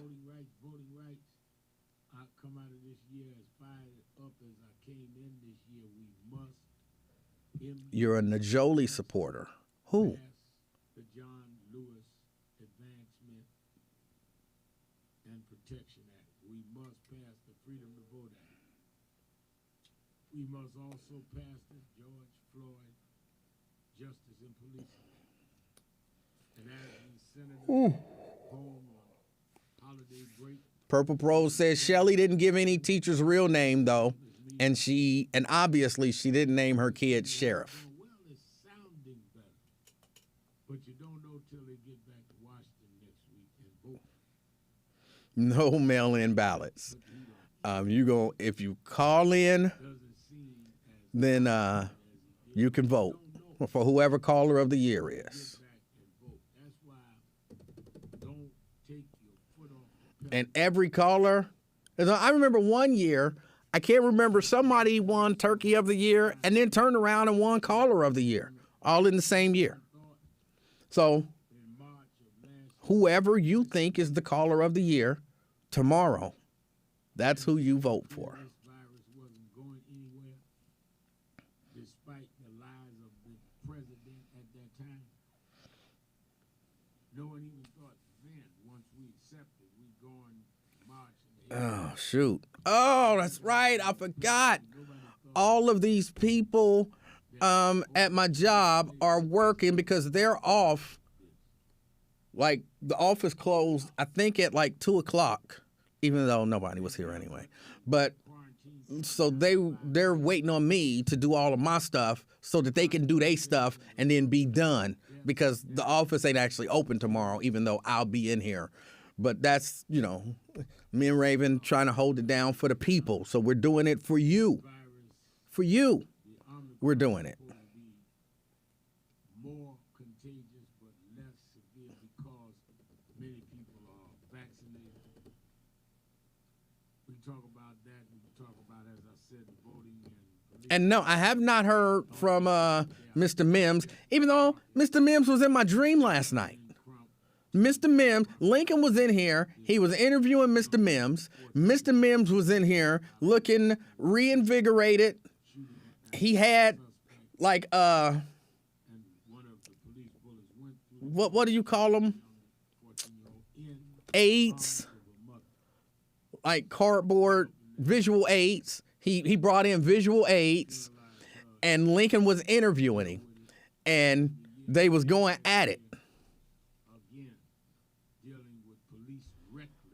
So I don't know where Mr. Mims is, but for whatever reason, I dreamed about Lincoln and Mr. Mims doing an interview live on the Buzz last night. And like I say, Mr. Mims was energized with his visual aids, and it was hilarious. I don't even remember everything that was said. I really don't remember anything that was being said, but I remember laughing.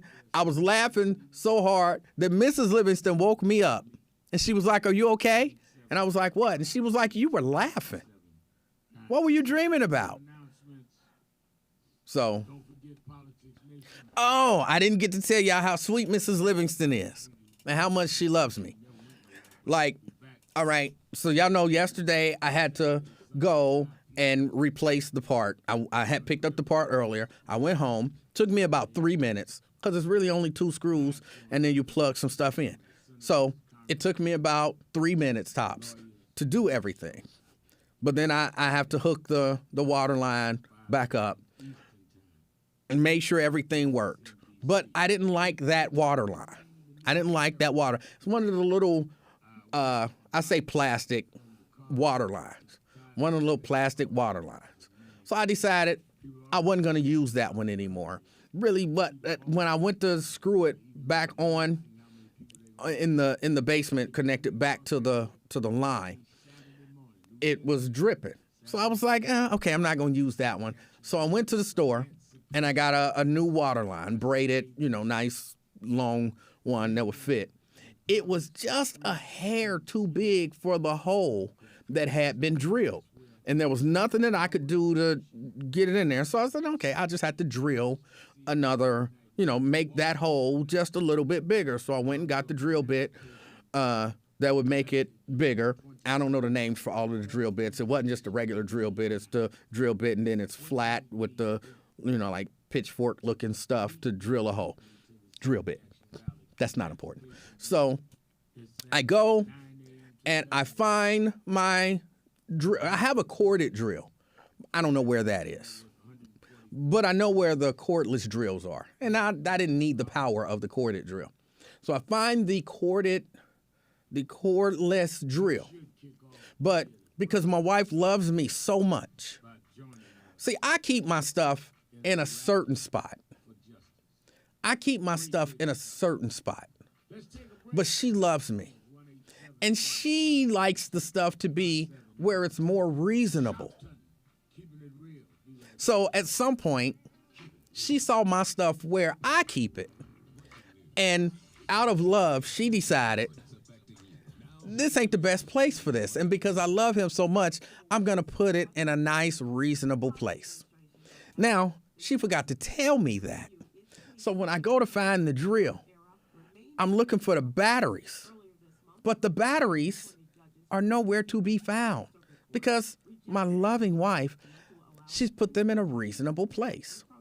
Now, what I typically do is I have one charged, I put the other one on the charger, I plug it in, and I leave it with the drills. That's not a good place for them. So what she decided to do was to unplug them both and leave them somewhere else. So, and she wasn't home. She was out. So I couldn't do anything for like 2 hours until she got home. And then she's like, so did you finish? And I'm like, well, I would be finished if I knew where the batteries were for my drills. And she's like, oh, and she was happy. Like, she was happy. Like, oh, let me show you where I put them. And I'm thinking, why would you move them? They were in the perfect spot right there with the drills. But, and where she moved them to, there was some reason. There was some reason to it. And in her brain, in her wonderful, beautiful mind, she was just helping me out. But then I get the battery, plug it in. Well, she didn't leave anything plugged in. So now they are both dead. Now they're both dead. So now I got to put them on the charger, and I got to wait for that to charge. So what went from a 3-minute job, I almost said 3 minute. What went from a 3-minute job ended up taking me, 3.5 hours to do. Looking for the batteries, then finally being told where the batteries is, and then the batteries being dead to them having to charge to get just enough charge to drill the little hole. And then once I drilled the hole, because that only took me 10 seconds maybe. There we go, we done. But, oh man. I was and for about a half hour, I looked at all of the places where it made sense. To Rodney, you sounding like, sorry ladies, Rodney, you sounding like a woman. What you just said is exceptionally stupid. What you said is exceptionally stupid. Stop being so cheap, just buy new batteries. I have multiple batteries for my cordless drill. I'm not gonna buy a new rechargeable battery every time I use the drill. You sound like you don't know what the hell you're talking about, like a lady who don't know what the hell they talking about. Please, Rodney, don't sound like a lady. In 2022, Rodney, do your best to not sound like a lady. But yeah, I did get it done, and she wasn't trying to hide them from me. She was just putting them in what she perceived as a better place. And I'll be honest, I thought this is a great place for them. And so I left those there and I just moved the drills there with them. But and then I put the battery on the charger. I put the battery on the charger because that's where that battery has to live. Because when it comes time for me to use my drill, I should be able to just take the battery, plug it in, zip, zip, and be done. So we had another conversation, but this is not going to be the last time she moves something and not tell me. It's not. She just helping. She just helping. That's it. Just helping. William Wallace says, ladies are always organizing in the home.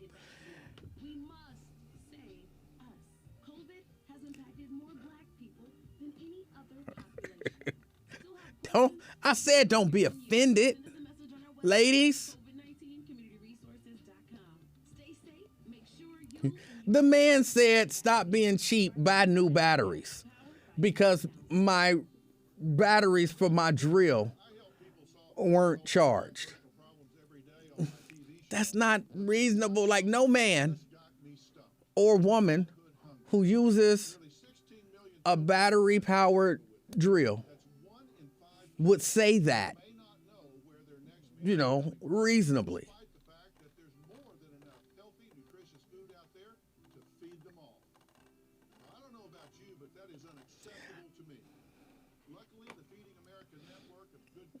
Rodney said, I sound like a lady. That wasn't even clever. Like, you could have came up with something cleverer.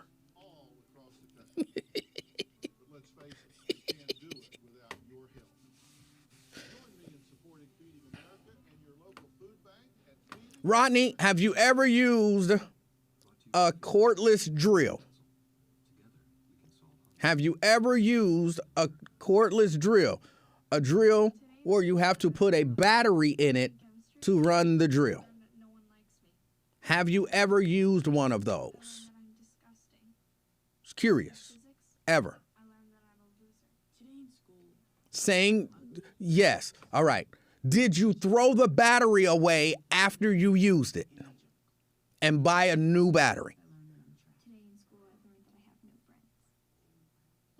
You say you've used a cordless drill, and after you used it, did you take the battery out and throw it away and then go to the store and buy a new one? Just curious.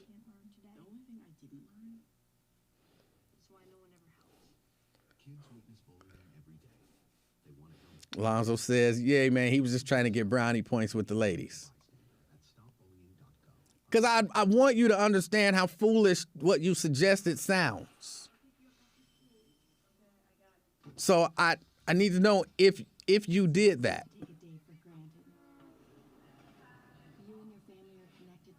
Rodney, you didn't answer the question. When you used that cordless drill, did you take the battery out and throw it away and then go to the store and buy a new one? That's yes, I did that. Or that's a no, I didn't do that. I'm just asking which. Did you do that?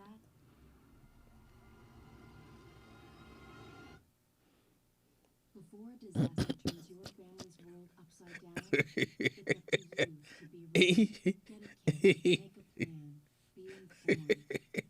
He does not sound like that. He does not sound like that, Chelsea. That's mean. That's mean. He says he would not wait an hour to fix something. Why not? What else was I doing? It wasn't going nowhere. It wasn't going nowhere. The hole was going to be right there. And whenever she got home and told me where those batteries were, I was going to be able to do it in a matter of a minute. Because all I had to do was run the thing down there and then go screw that side in. So why would I go to the hardware store and buy a new battery for the drill for that?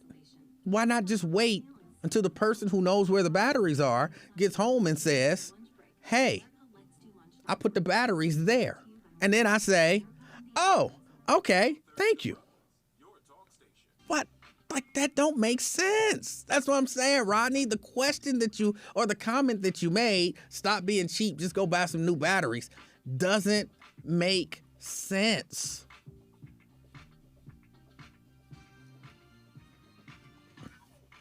And so what? Every time the battery die, if I got some more drilling to do, don't charge it. Just go buy a new one. And you know, Rodney, at this point you can say, you're right. That would be the best response, would be to just say, you know, you're right. That didn't make sense. And then we move on. You're right, Emanuel. That didn't make sense. And we'd be like, all right, there we go. But as it stands, this is the hill you're going to die on. The hill you're going to die on is, if you can't find your battery for your drill, but you know it's in the house, go to the hardware store and buy a new one. That's the hill you dying on. I guess that's the hill you dying on. That's the stupidest thing. Lonzo, you are 100% right. Nobody throwing away them rechargeable batteries. And you don't go buy a new one every time you can't find the three that you have in the house.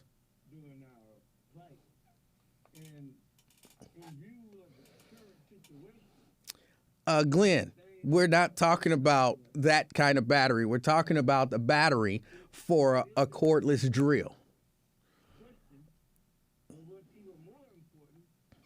Right, Rodney. I did not know where the batteries were, but I knew they were in the house. I knew that I had 3 of them, and I knew that all I had to do was find them. Now, I didn't know they'd be dead when I found them, but then charge them, even if they were dead, and use them. Why would I go buy new batteries? I'm telling you, what you're saying does not make sense. All right, Janice, I apologize to the ladies. I'm sorry, I did not mean to demean the ladies by comparing you to Rodney. I apologize. You are ladies. You are no Rodney. You guys know more than Rodney, and I do apologize. See how that works, Rodney? See, check this out. Rodney, this is a lesson for you, and I mean it genuinely. Ladies, I was wrong. I was wrong for saying that. I shouldn't have said it. Rodney is not on your level, and you are not on his. I was wrong. See that, Rodney? See that? You can just admit that what you said was stupid. I know it's stupid. No. Glenn, you must have missed the story. I'm not going to rehash the whole story. But basically, Mrs. Livingston, because she loves me, moved the batteries to a better spot for them. But I didn't know she had moved them. So I was looking for them. And where she actually moved them made sense. She moved them out into the, I got a little workspace in the garage. And so she moved them to the workspace in the garage. But I also have a workspace that's upstairs. We had a little nook in between the dining room and the kitchen. And then there's a little built-in in there. And, you know, we use dishes and stuff. It's got the little glass thing you can see through. And so we use that for dishes and all that kind of stuff. But then there's some doors underneath. Yeah, you know, y'all know this mean doors. There's some doors underneath that we actually don't use. So that's where I put some of my stuff, like my drill and all of that kind of stuff. I put them under there so I can just go to it real quick and get it. But she had moved them to a more practical place, which again made perfect sense once I knew that. But not knowing that, why would I go look in the garage for something that I know is not in the garage? So yeah, I had to wait till she got home and then she told me where they were. But Rodney says I should have just went and bought new batteries as opposed to using the rechargeable batteries that I already have. And then I made the mistake of saying that he sounds like a lady. And the ladies didn't appreciate that because they said, we not that dumb. So I had to apologize to the ladies for comparing them to Rodney.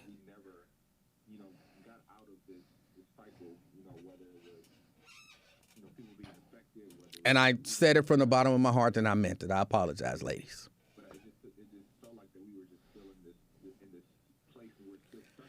Yeah, oh yeah, if I move her stuff over an inch, and don't think I'm saying that to stretch the truth. I'm not. On her desk, from time to time, I have to use her computer. Well, I don't have to, but it's more convenient. I'm close to her office. So I go to her office, and on her desk, I have to use her computer. And if I take the keyboard and move it over just an inch, I move it over just an inch. She like, that's not where you found that. And I'm like, it's the same spot. It's just, I know how I keep my stuff. Will you put my stuff back like it was? And I'll be like, damn. But she, she don't want her stuff moved. But she will move my stuff in a heartbeat. She will move my stuff in a heartbeat. Is that where you found that?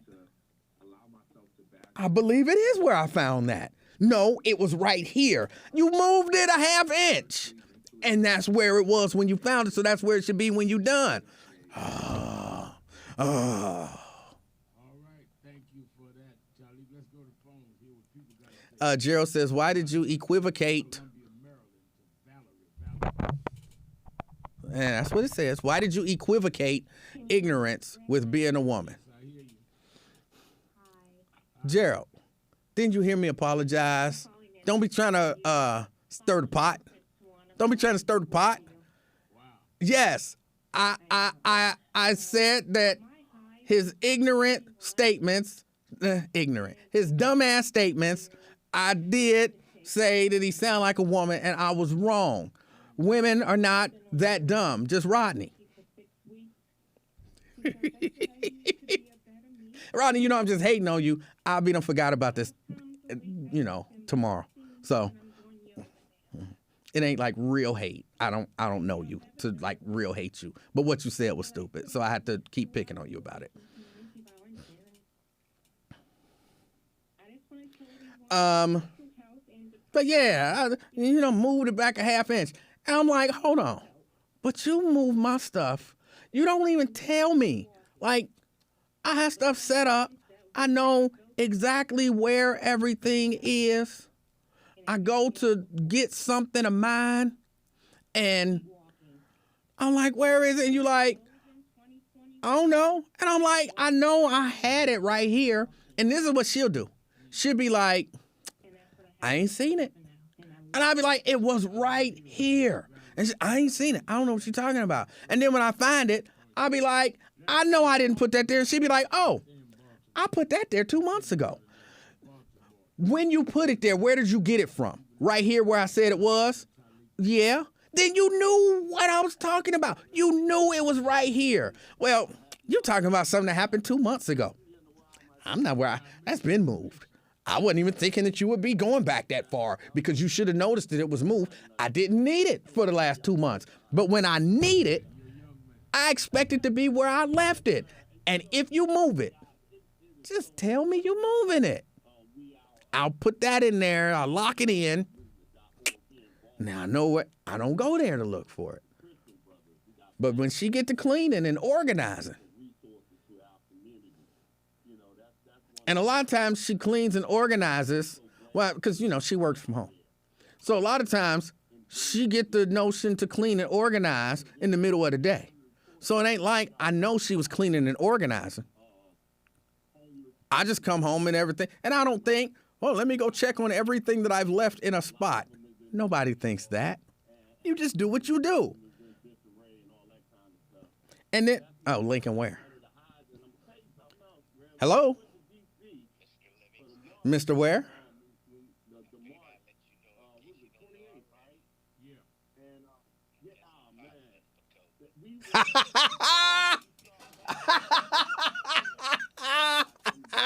No, that's impossible, Mr. Ware. That is impossible.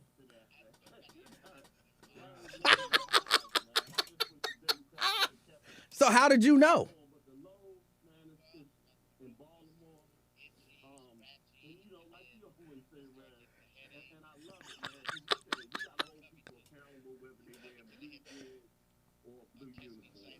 Uh-huh.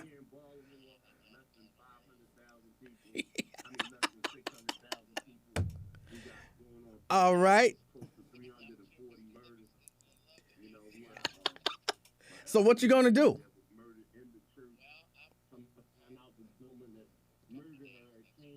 Okay. Hold on a minute, Mark. I want you to finish that. We need to hear this story. Keeping it real.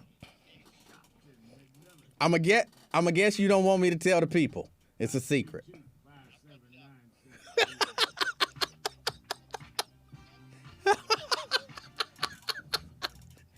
Oh. well, all right, Mr. Ware.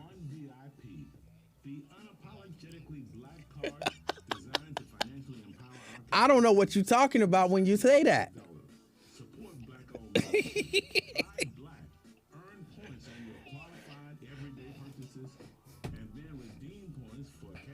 Well, no, I hadn't heard that, but yeah, I'm glad you.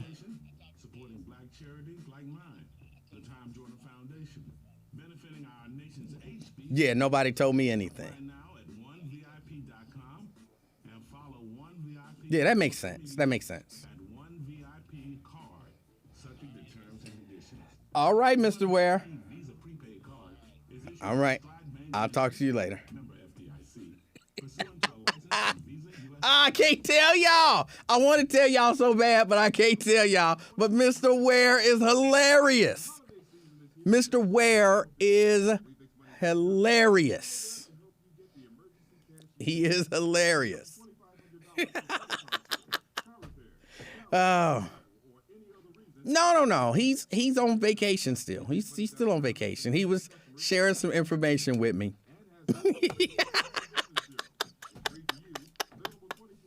Oh, I want to tell y'all so bad, but I can't. But he's a funny guy.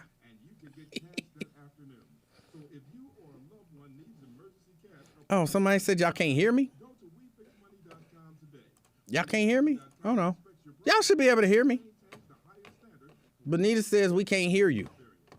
But if you can't hear me, I don't know what to tell you because everything is going the way that it's supposed to be going. Everything is going the way that it's supposed to be going.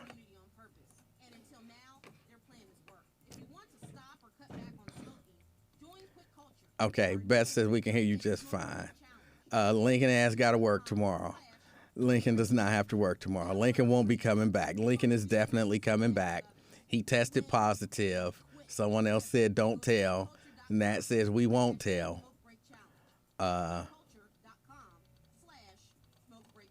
Hold on, what just happened? Somebody said secret. Somebody said no. Somebody says we will find out eventually. You will find out eventually. You will find out eventually. It will not be gospel all day tomorrow. And when you find out, it's not funny. Just Lincoln Ware is funny. Lincoln Ware is funny. Y'all don't understand. Lincoln Ware is hilarious. Let me tell y'all this quick story about Lincoln Ware. Lincoln Ware makes it difficult for me to be me. Lincoln Ware makes it difficult for me to be me, right? This has nothing to do with that call. Lincoln Ware, one day, he was on the air, and he said something about me. It was clearly a joke, and it was funny. I don't remember what it was, but it was clearly a joke, and it was funny. And so I responded to him because he was working from home. So I responded to him via text, and I said, that was funny, did LOL, and did some laughing emojis. And Lincoln called me like, why you gotta make everything so serious? And I'm like, what are you talking about? Man, it was just a joke. I made a joke, and you didn't. I said, Lincoln. Did you read the text that I sent you? Oh, yeah. You're talking about how it's funny. And I'm like, Lincoln. The text said that was funny. It had LOL, because it did literally make me laugh out loud. And it had laughing emojis. Where in there do you read anything about me having a problem with what you said? You know how you are. You just want to take everything and make it so serious. And everything. Lincoln. For real, this is the way the conversation went. Lincoln. It was funny. That was what I said in the text. It was funny. You said something funny. I literally laughed out loud, and I responded with that message. Oh, yeah, and then you want to try to make me feel bad about just making a joke. It was just Lincoln, stop. It was funny. I laughed, and that was what I sent you. Where are you getting? And then I guess for whatever reason it got through his head, and he chuckled. Well, I'm just saying, you know how you are. No. I said, all right, Mr. Ware. I'll talk to you later. And, he hung up the phone. And then he sent me a text that said something like LOL or something like that. And I'm like, I can't even just be me. Like, you made a joke. I was the butt of the joke, but it was a funny joke. Why can't I just be funny? Why do you, in your mind, Mr. Ware, make me be something else? Why can't we just... But yeah, he was... I'm like, I don't know what to say at this point. But he got it eventually. But he be so ready to be defensive. There's no reason to be defensive. Tony says, who were you talking with on the phone? Lincoln. I was talking with Lincoln Ware. Didn't you hear me say, hey, Mr. Ware? He's the only Mr. Ware that I know. Oh, I'm sorry, Chad. I didn't put I'm coming. Oh, no, you got it? Or you still need me? Okay, I'm coming. I'm sorry, I forgot about Chad. Asked me to come in and do something. So I guess I got to get ready to get out of here. Linda says, time to leave the station, Emanuel. No.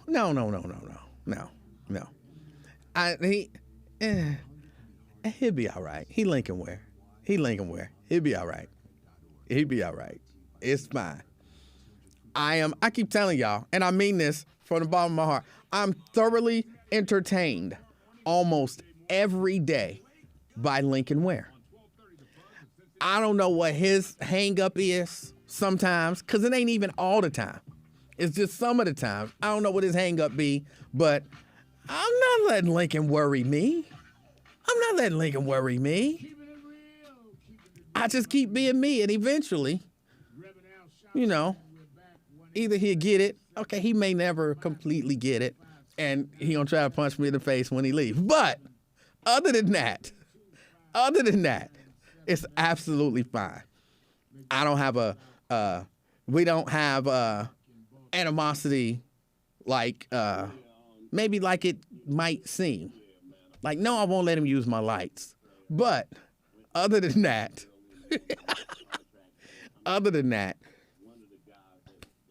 we cool. Like, he makes me laugh, and he won't admit it, but I make him laugh. He called me. It was one day last week. I can't remember what it was. I was at the house. Me and Mrs. Livingston was watching something on TV, and he called me about something, and we were talking, and he just kept cracking up, and then at one point he was like, you know what? I have to admit, I do my best to not laugh at you, but I can't not laugh. Like, some of the stuff that you say is just funny. And I was like, oh, okay. It was just, I know that really almost means nothing, but it's just, he really do be trying to have beef with me. But I'm such a nice, lovable guy. That he sometimes just can't help getting caught up in just having fun with me. And yeah, he do and say stuff, and we end up laughing when he don't want to laugh. Because I tell y'all, and then I really do have to go. I tell y'all, one of my goals was when I started producing the Lincoln Ware Show, I won't say Lincoln was always serious, because he wasn't. He ain't never really been like serious. But he tried to be, I want to say it without trying to sound, I'll say it without trying to sound like it sound. He tried to be professional. And I'm not saying that as a shot at all. But one of my things has always been to break him on the air. It is difficult when he don't want to laugh. Like, I don't try to make him laugh like if he's talking about somebody died or something like that. I'm not trying to make him laugh. But if he's talking about like a serious news story or something like that, I love to try to break him and make him laugh. And it's hard because he does have a certain level of professionalism to him. So I'm always saying little stuff or doing little stuff to try to break him and make him laugh. And one of my proudest moments was when he was on the phone with Zakiya. A lot of y'all won't remember this. When he was on the phone with Zakiya and she was telling him about her abusive boyfriend. And he was in here with Dr. Thomas, not Chantel Thomas, but the other Dr. Thomas, who's I don't know exactly his title, psychologist, psychiatrist, I'm not sure which he is. And they were on air, and I don't even remember how the story came up, but she was telling him the story. And the story itself is clearly not funny. It's clearly not funny. But again, I always want to break him. And so she was telling the story about being trapped in the bathroom. Her boyfriend had, or husband, I don't remember which, had taken the door handle of the bathroom and turned it around so that he could lock it from the outside. And so she was locked in the bathroom, I think she said for a few days. And Lincoln was questioning her about the story because it didn't sound, at least in his mind, it didn't sound reasonable. And as she was explaining it to him, and I don't even remember what I said, but he could not hold it together. Like, he could not stop laughing. And I thought, I did my job today. Because I remember Wayne Miller coming in, and Wayne Miller was cracking up. And Wayne Miller was like, I never heard Lincoln just lose it on the air like that. Like, not be able to hold it together. And I didn't say, yeah, I got him. I just let that be what it was. But yeah, that's always my thing. I try to get him. I've only really gotten him that one time. Just that one time I've only really gotten him. And he was laughing. He couldn't stop laughing. And then he kept saying, Emanuel, stop making me laugh. But and I can't really say what I was saying. Nothing offensive or vulgar or anything like that. But, I would just make little comments to where every time he would try to pull it together, I would say something, and then he couldn't stop laughing. And I remember the doctor was looking at him like, this is not a laughing matter. But the doctor was sitting there. He couldn't hear what I was saying. And Lincoln just could not stop laughing. But just to say, me and Lincoln's relationship is not horrible. Like, he does disrespectful stuff, and, I have to let him know that that's disrespectful. And then in turn, it makes me have to do something that may be, disrespectful or ever so slightly out of character. But that's not the overwhelming majority of our relationship is like what y'all just heard on that phone call. Him and me talking, or he and I, me and him, the two of us talking, and laughing. That's the overwhelming majority of our relationship, because he entertains the hell out of me. And somebody said that's not professional. It is professional. It is professional. There are, like, if you go like in the newsrooms and stuff like that, and if they have a decent relationship with each other, you will find that news anchors try to get other news anchors to break on air. You will find like actors try to get other actors, especially if they're live, they try to get other actors to break on air. It's just something that you do. I don't know why, but it makes the environment fun, and it, I guess, tests your professionalism. And it's just what people do. Yes, people even do it with serious topics. Like I said, I'm not going to do it, when he's talking about 9/11, thousands of people dying. I'm not going to be in his ear telling jokes. But if he's talking about some other stuff, yeah, I don't mind. I don't have no problem with him with trying to get him to break. Most times I know he's not going to do it. And like I said, I've only really been able to make it happen one time. I might be able to get a chuckle out of him here or there, but to have him just break and not be able to hold it together, it's happened one time in the 20 years that we've been working together. So.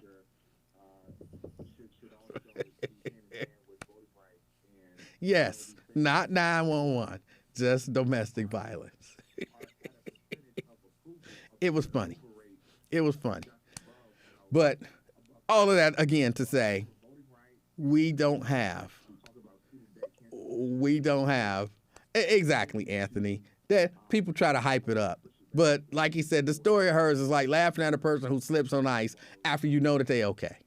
Yeah. But they want to hype it up. Oh, she fell and she could have busted her head on the ice and you thought that it was funny and you, but no, don't try to hype it up. But yes, he is hilarious, but y'all will find out on Monday. On Monday, you will hear what I heard. It won't be funny to you. And when you hear it, you'll be like, why was he laughing? That's not funny. But you couldn't hear Lincoln.